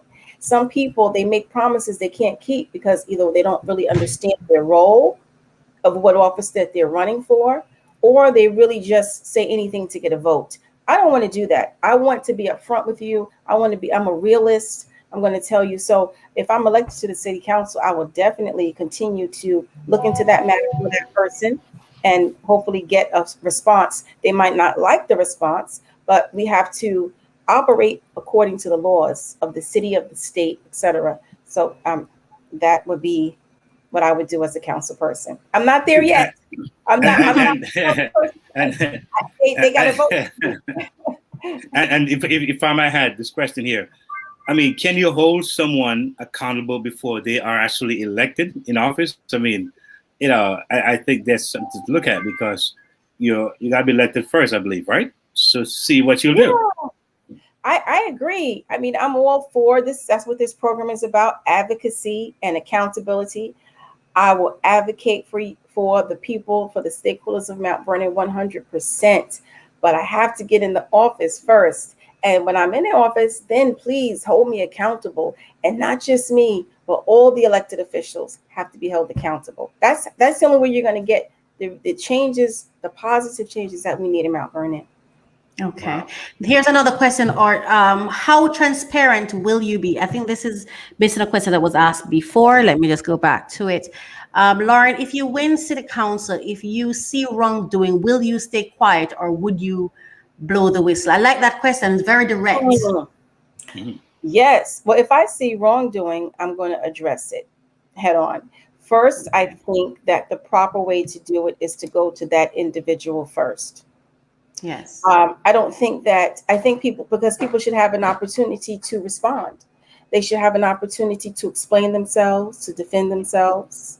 So I think I would like to speak with that person one-on-one, that department head, regarding their department, regarding the employees of their department, and then take it to the next level. If there is not a favorable response, then take it to the next level. That could be, depending on the situation, it could be the HR commissioner, it could be the mayor, and then it could be my colleagues on the city council. And then certainly if we are doing things that, if there's not a favorable response, then we need to go to higher authorities and let the public know what is occurring. But I don't want to start with the public. I don't want to start everything with the public eye. Let's talk first and see if there was a miscommunication. Maybe someone didn't know that they had to do it a certain way. I don't want to. So let's start that way, and then if we need to, then we elevate it. So it's respect. Sorry. Yes, and I like your answer. Because, respectful accountability. Yes, because if you were in, yes, if you were in the person's shoe, what would you have wanted to happen? You know, absolutely. Because sometimes it takes one misunderstanding, one miscommunication, and it can set someone on a different path. So it is so important to have that respect. Yeah, I like that. Yes, it's all right. Treat people the way you want to be treated. And I wrote that down, DJ Kelly. Respectful accountability. I like that. Yeah. Yes. Because I think sometimes, and somebody, I think it was AJ Woodson, I think his name, he's made some very, very insightful comments. Let me ask you the question instead of me answering my own question. What's the responsibility of the voter, the citizen? What is their accountability? Because I do believe that leaders should hold citizens accountable too, because it takes agreement to create realities, right? It takes agreements and effective actions to create change and success. So what levels of accountability should they have? And then I'm going to go to Sam Rivers' next question. Oh my goodness, DJ Kelly, that is an excellent question. And that's not a question that's always asked. Because I was talking to a voter a couple of months ago, and she said to me, Lauren, it's not the officials that are destroying the city. She said, it's us, it's we the people, because we voted for these people. We put the wrong people in office. So I would say that the responsibility of the resident, of the voter, do your research. In this day and age, there's no excuse. In the information age we're in, you don't have to wait for a mailing to come out. You can go to the person's website. You can go to their Facebook page. You can go to their Instagram. You can find out their platform, and you can email them, right? So please, residents, do your homework, do your research. There have been several candidate forums that different organizations in Mount Vernon have sponsored. Most of them are on Facebook, or even on that particular organization's Facebook page. So please watch those videos. And I will say that the other thing that residents and stakeholders have to do is to be accountable. You have to show up. You have to show up not only to vote, but also along in the process. And I'll give you a quick example, because I know we're running short on time. There was a committee that was formed of citizens right here in Mount Vernon. They call themselves the Citizen Tree Committee. They organized because they witnessed several trees being destroyed in their neighborhood. Those trees were uprooted, and some of them moved from places in New York City, and they moved here because of the streetscape, and they moved here because we were in the suburbs, and to see that part of the city being obliterated, they were concerned. So they got together. They said, we need to draft a tree ordinance for the city of Mount Vernon on the different trees that should be planted, how the trees should be maintained, the people in place to maintain the trees, etc. And it went to the planning board. The planning board reviewed it, made recommendations, and sent it to the city council. It took about, I would say, 8 years for the city council to approve that. It was just approved about 2 months ago in April, that tree ordinance. So I would say it may seem daunting, people of Mount Vernon, stakeholders, but you have to stay involved, and you have to stay on top of your elected officials to make sure that they deliver the results for you. Okay, that's a great question, and I like that you shared that experience as well. There's another question about digital, and having the virtual world engaged in the meetings. So it says, do you support the Zoom meetings continuing? Because they find that it has been very helpful. Yeah. So I do. When Jamie was on earlier, he mentioned that he had recorded meetings for free, and it wasn't until the pandemic. Yes, I heard that. Yes. So I'm in support. What we need to do, though, and I've said this at one of the forums, we need to revisit and adopt our cable franchise agreement, which I believe it expired.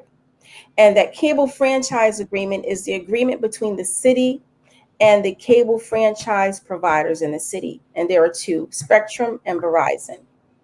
And they pay a cable franchise fee to the city. So what we need to do is the monies that we're getting from that cable franchise agreement, that money should be going into a public access studio. Okay. So in addition to having our meetings broadcast live on Zoom, we need to have it broadcast on a particular dedicated channel on Spectrum and a dedicated channel on Fios, so that people who don't, especially our elderly population, some of them have missed a lot of these forums on Zoom because they don't have Zoom. They might not have a computer. So that way, especially our elderly population, they can watch the meetings right on their television. Yes, that's important. Yes. There are so many things to do in Mount Vernon. That's why I say you got to have people experience. We don't have time for people that need to learn all the stuff. We would sink further into decline to the point where it would be hard to come back. At least not in the immediate future, because of course new people will need to be trained, I'm assuming, because I've worked in government, so I understand how government works, and there's a thing called retention. And then you have retention and you have retention and I don't remember that term that you call for those that you train to come up, succession planning. Succession planning. I'll tell you, this is one of the things I like when I hear you speak. And I read some comments today that I didn't quite understand, and we extended an invitation to the group to come to this forum to ask the questions, since they're saying that they've posed questions but they were never answered. And I do believe that everything that works together for good. I don't believe in rotten apples personally. I believe that when it comes to political leadership, everyone has a voice, even if those voices are not what we want to hear. I think it's still worth hearing them and hearing what they have to say. And so I'm so sorry that they missed this opportunity to come and ask the questions that they wanted to ask. What I like about when you speak is you mention things that are checkable. Right? When you talk about the chart, or I can go check that out based on the statement you make. It's not a feeling or an expression or what you're thinking. You mention specific things when you're talking. Tangible. Yes, tangible. It's very, very tangible. And I don't know about there, but I know that based on I've worked on UN projects, government projects, and there's this thing they call the records department or the records team that keep records of things, and they have information acts and things like that. And even though I know there's also some of us who are too lazy to go find the information, and we like to hear the gossip and the salacious things. But this is what I would ask. What would you say to someone who doesn't even quite understand that when they spend their time in gossip and salacious conversations around government, instead of using that energy to have productive communication and do real research and just educate people or go educate themselves? What do you say to those persons who fall victim to that kind of thing? What do you say to them? It's truly an unfortunate situation. And I would say that it's nothing more than a voter suppression tactic. That's what I would say. To those people, I would implore that they would do the research. Like I said before, There's no excuse nowadays in the information age we're in. Right. Go onto the person's Facebook page and see what their platform is, to their website. But to those people, I would say that they are being, they're allowing themselves to be misinformed because they're believing what they hear rather than doing the research for themselves. And then it is a form of voter suppression because it's designed to keep the people from going to the polls and or keep the people from voting for a particular person. Yeah.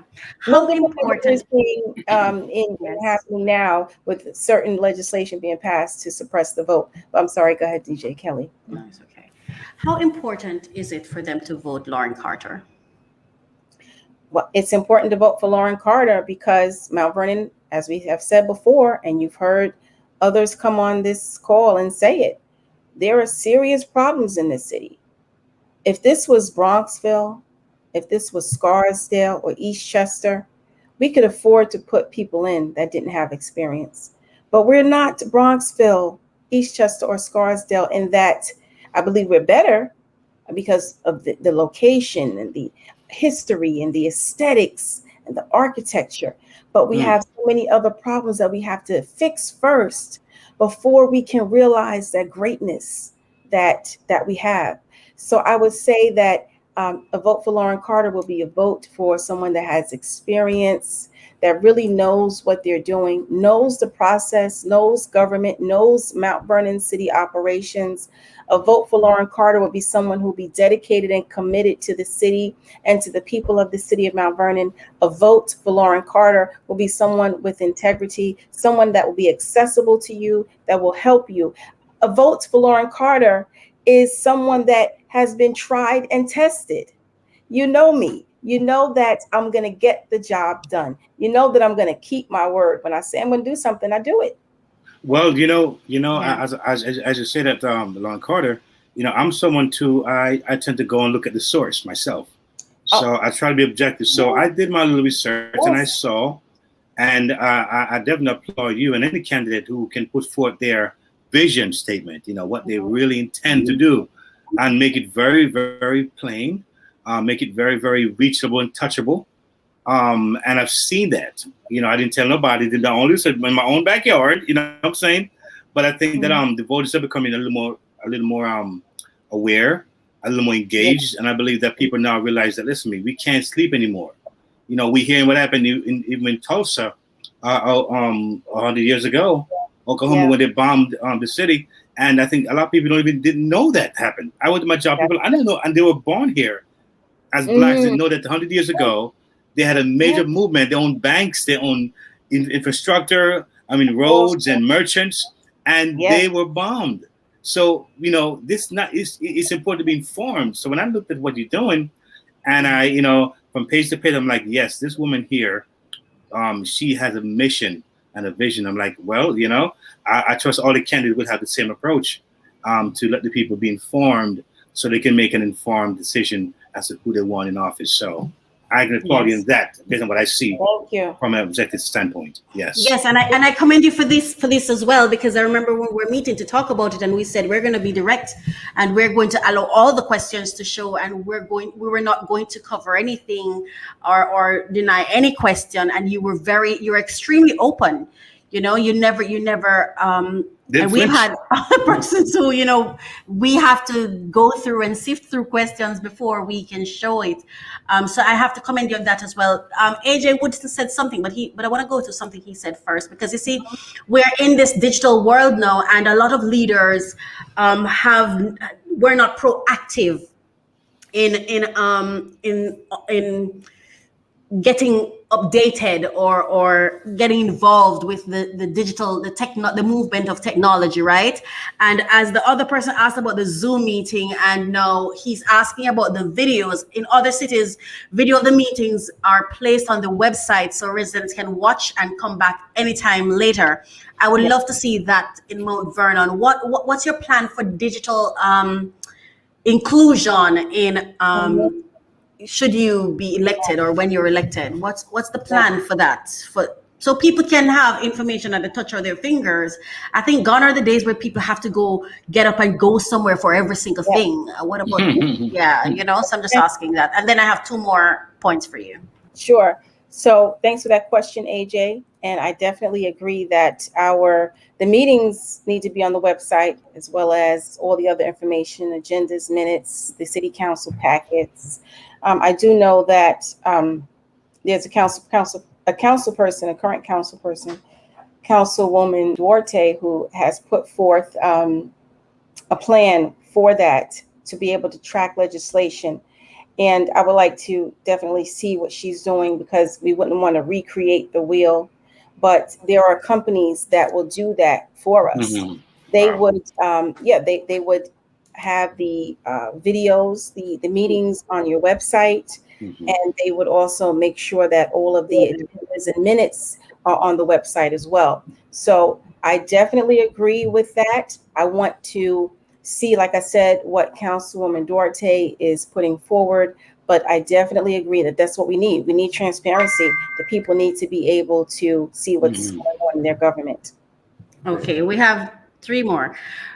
Sam Rivers. Recently, city council members voted to usurp the powers of the comptroller to direct funds to the water department. Taxpayer money now has to be spent to defend this in court. Currently, this is penalty for city council members that violate the city charter. I would like to see a law that places sanctions on elected officials that willfully violate the law. Your thoughts? Well, I would say first and foremost, I disagreed with that legislation. If I was a council person, I would have voted nay, because whether you like the person or not, you can't circumvent an elected official's powers. And that's the problem we have in this city. Things are based on personality and politics, and they're not based on process. We need to, right now, when I go around talking to people, and when I'm on these forums, I say to people, we are living in a lawless city right now. Because people are talking about the gun violence in Mount Vernon. We're having shootings almost every day. Yes, we're seeing them. And even in broad daylight, someone was killed at 10 o'clock in the morning. But the reason why we see that lawlessness with the people is because the lawlessness is beginning with the politicians. You have elected officials that have just trashed. They put the charter in the trash. They don't follow the charter. You can't do what you want to do.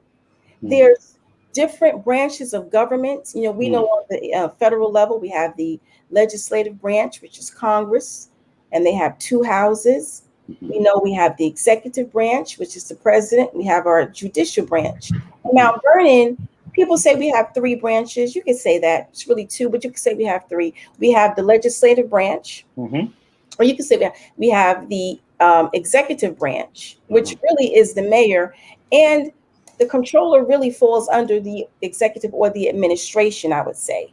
So we can say we have 3 branches of government. But my point in saying that is, we can't say because we don't like someone, we'll just do whatever we want to do. We have laws in place. Let's follow the laws. If you don't like the laws, then they need to be changed. But even then, there's a process to change the laws. And when you're adding power to an elected official or removing power from an elected official, that has to go before the people. That has to go out for a public referendum. So that legislation to bypass the city comptroller was wrong. There were other ways that we could, and I'm not going to be a council person that just wants to vote nay on things that are wrong, but I want to come up with solutions. What's a better way to do it? What's another way to do it? So that's what I would like to do as a council person. And I would say to that question, Sam Rivers, I definitely want to look into that. And I'd have to say that I on its face, I agree with it, because if you don't have enforcement, nobody's going to obey the laws. No the reason why, there'll be no accountability. Thank you. The reason why people move their cars for alternate side of the street parking so that the street cleaners can clean the street is because they know if they don't move their cars, they're going to get a ticket. Okay, great. Oh, sorry. Sorry. Okay, I'm sorry. I know we're running out of time. We have some questions, but I don't want to, I'm trying to not leave any question unanswered. And AJ, I'm going to close with that question about the ballot position. That's why I have not yet asked it. WAMO Ministries, Apostle Faith Walters asks, if in office, would you support the mayor's appeal for a financial board and bypass the comptroller? Well, right now, what's being proposed with the Financial Control Board, I don't agree with it. I spoke with the former city manager for the city of Yonkers, Neil DeLuca, who was the city manager when Yonkers was under a Financial Control Board. And he said it's the absolute worst, and no municipality should ever request to have a Financial Control Board. You don't have power. The power is in the purse. The power is in the money. Once the state controls the purse, they control the money, they control everything in the city. He said to me that they needed to hire new police officers, and they were told no. Can you imagine? We have a badge drain right now in the city of Mount Vernon. Officers are leaving the city left and right. We can't keep them. Imagine if the state were to come in here and give us have a financial control board. They would say, you can't hire more police. They don't care that crime is up. Why? They don't live here. God knows where they would live. He said that the person that was running the shots when he was the city manager of Yonkers was living somewhere, I think he said was Shipwreck, New York. And that person was in a town of about 140 people and telling him what to do in the fourth largest city in the state of New York.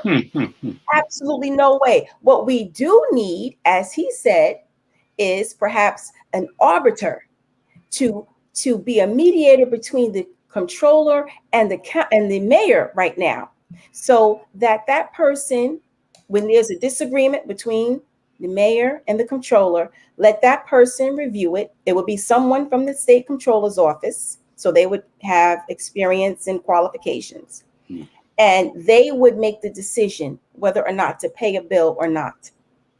That's what I think that we would need. And we need to, and quite frankly, mistakes were made. We can't keep living in a reactive mode. Mistakes were made. Last year in 2020, there were a lot of people that were hired, new positions added to the budget, raises given out for $20,000 to $30,000. We didn't have that money. Now we got to pay the piper. We could run out of money by the end of the year. So when I want the state to take over because the right decisions were made before, no, I don't agree with that. I hope that the persons listening understand what it takes for you to sit here and answer those questions so fluently as you have. I commend you. Thank you. I commend you. I just have to add something to that control board because I'm seeing some residents are in favor of it. I want the residents of Mount Vernon to know that if there was a financial control board, we can have an advisory, but if there was a financial control board, I want to let you know one of the first things they're going to do is they're going to cut positions. They're going to raise your taxes to pay the debts in Mount Vernon. Our taxable rate, I believe our former clerk said, was 42%, and we have not reached that rate. They could say yes, and they could say you have not reached your maximum taxable rate, which is 42%. They could come in here and raise taxes 42%, and there's nothing that anyone could do about it. They could then also renegotiate all your union contracts. If unions were slated to get a raise, 3%, whatever it was, they could say, no, you can't get the raise, because their bottom line is pay off all your bills and your debts. They're not going to give us money. People think the state is they're not going to give us money because a financial control board is coming in here. People don't have the facts. They don't have the answer. They don't know because they're being given misinformation. And it's so unfortunate. We do not need a financial control board. That would be the worst thing ever. And you can ask Yonkers and you can ask New York City. Yes. I like this comment. This woman is dedicated to this. Watch the body language. I like that. Watch the body language. You flow so fluently. There's another question. How will you use your expertise as a former planning administrator guide to guide us with development and the implementation of a master plan? Okay. Yeah. Thank you for that question, Mr. Rivers. And so that no one will say that I am misinforming the public. I wasn't the planning administrator. I was the clerk to the boards, the land use boards. But according to the American Planning Association, I'm a planner, just not a certified planner, AICP. But I will, okay, so to answer your question, I would say first and foremost, I want to let people know I'm running to be a council person. I'm not running to be planning commissioner. So I would know my role as a council person, but what I would say is I would press the administration to hire a planning commissioner. Right now we have a part-time city planner. For a city of 70,000 people, a part-time planner is unacceptable. In the budget, well, at least the budget that was adopted when I was there, you had a planning commissioner, a planning administrator, a senior planner, and I believe a planner. So you had 4 technical people in the planning department. Now, sometimes people hire planning commissioners that are not really planners, but if they are a planner, that'd be 4 technical positions. So the process for the comprehensive plan, contrary to what some council candidates are saying, doesn't start with the city council. Again, they don't know. The process of the comprehensive plan starts in the planning department with the experts. They're the experts for the city. They're the planners. They're the technical experts in planning. So what they would do is they would get together. They would develop a timeline. They would develop a budget that we would need to get the plan done.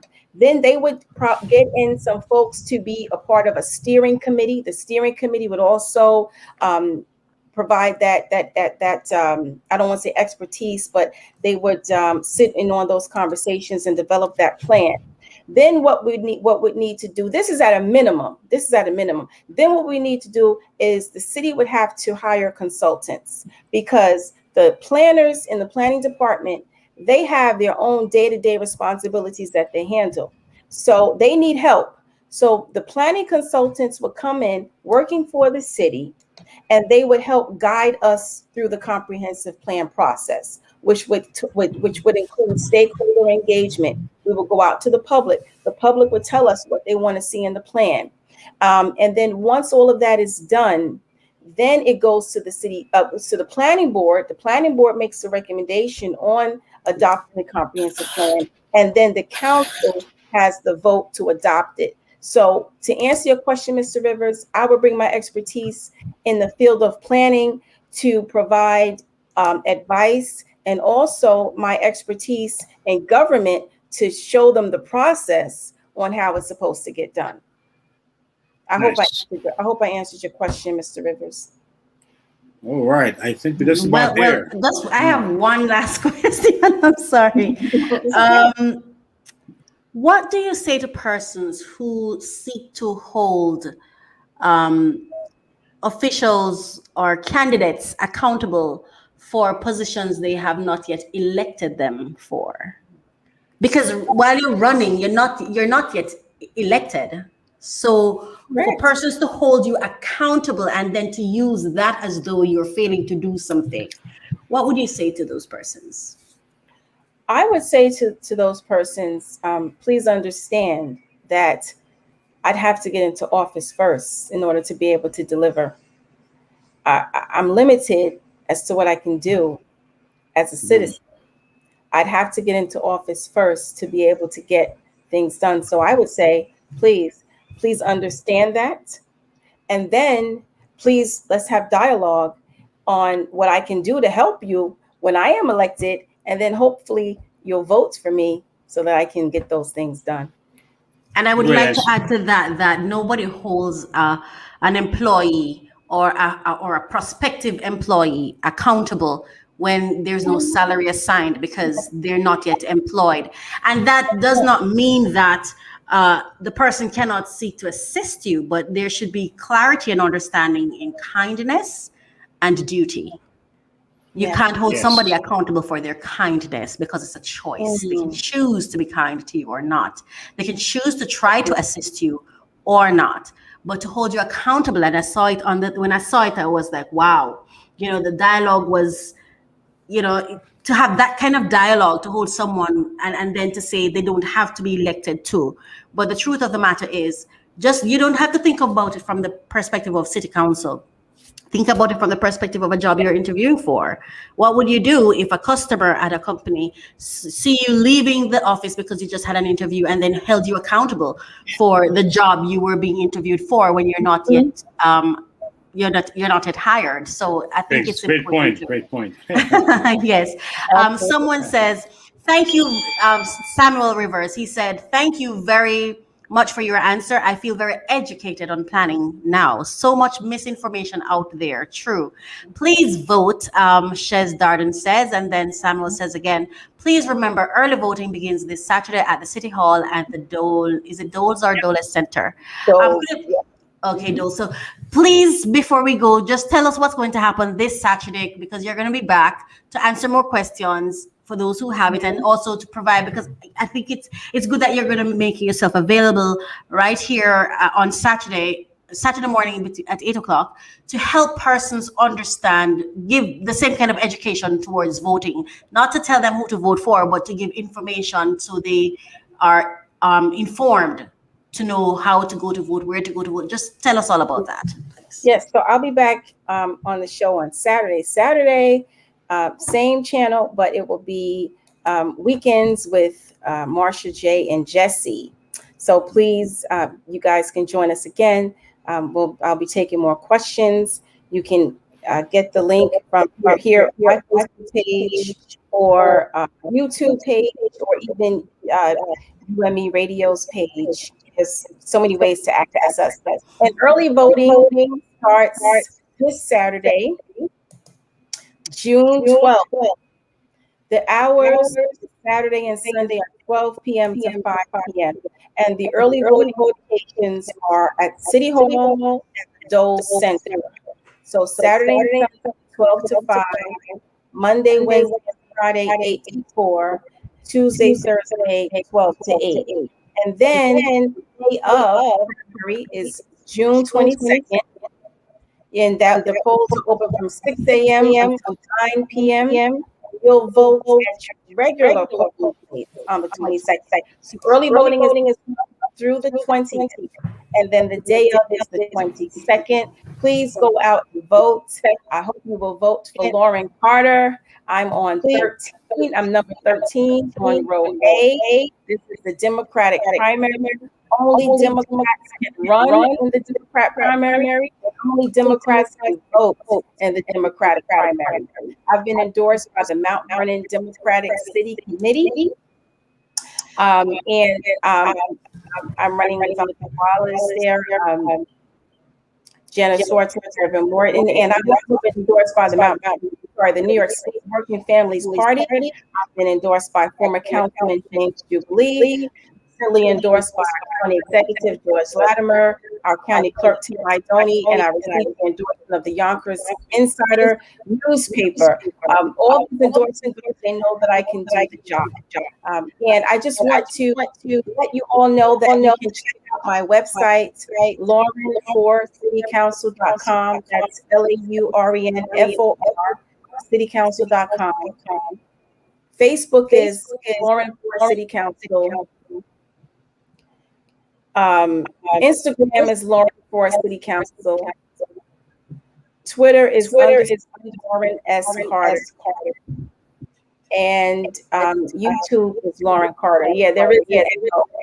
I hear the echo. I don't know where it's coming from. And I just also, and if you can, when you go to my website, you can get a link to all my social media pages. So no need to memorize them. And finally, I want to let the voters know, please do not fall for any last minute tricks like robocalls or letters or social media posts. Mount Vernon I hope we have learned from previous elections. If something was such a concern for someone about a candidate, it should have come out when the candidate announced their candidacy, not at the end of the race. So if it was that important to the person, they should have said something immediately when that candidate announced their candidacy, not when it's just a few days before voting. I'm urging the voters of Mount Vernon not to fall for these voter suppression tactics, because that's what they are. Please don't pay attention to any robocalls or mailings or social media posts that are going to be put out in the last few days. Lauren Carter for City Council, 13. Early voting is June 12th through the 20th. The day of is the 22nd. Please go out and vote. You can also email me at info@laurenforcitycouncil.com. Thank you all for being here. Thank you, Dr. Faith, for that. You're doing a great work here in the community as well. I want to thank DJ Kelly, Marsha J, DJ KTE, Lady Misty. Unfortunately, Lady Misty had technical difficulties. And thank all the viewers for viewing it. Please spread the word. It's going to be on my YouTube page and my Facebook page tomorrow for people who weren't able to be here tonight. You guys will be able to watch it at your leisure. Thank you. Again, folks, we're glad to have you here tonight. Thank you for watching. Thank you for being here, part of our crew. And this is LTR, Let's Talk Relationships. We see you in the next round. And you all stay blessed. And keep your head up. And stay cool. Yes, stay cool. Thank you. Thank you, everybody.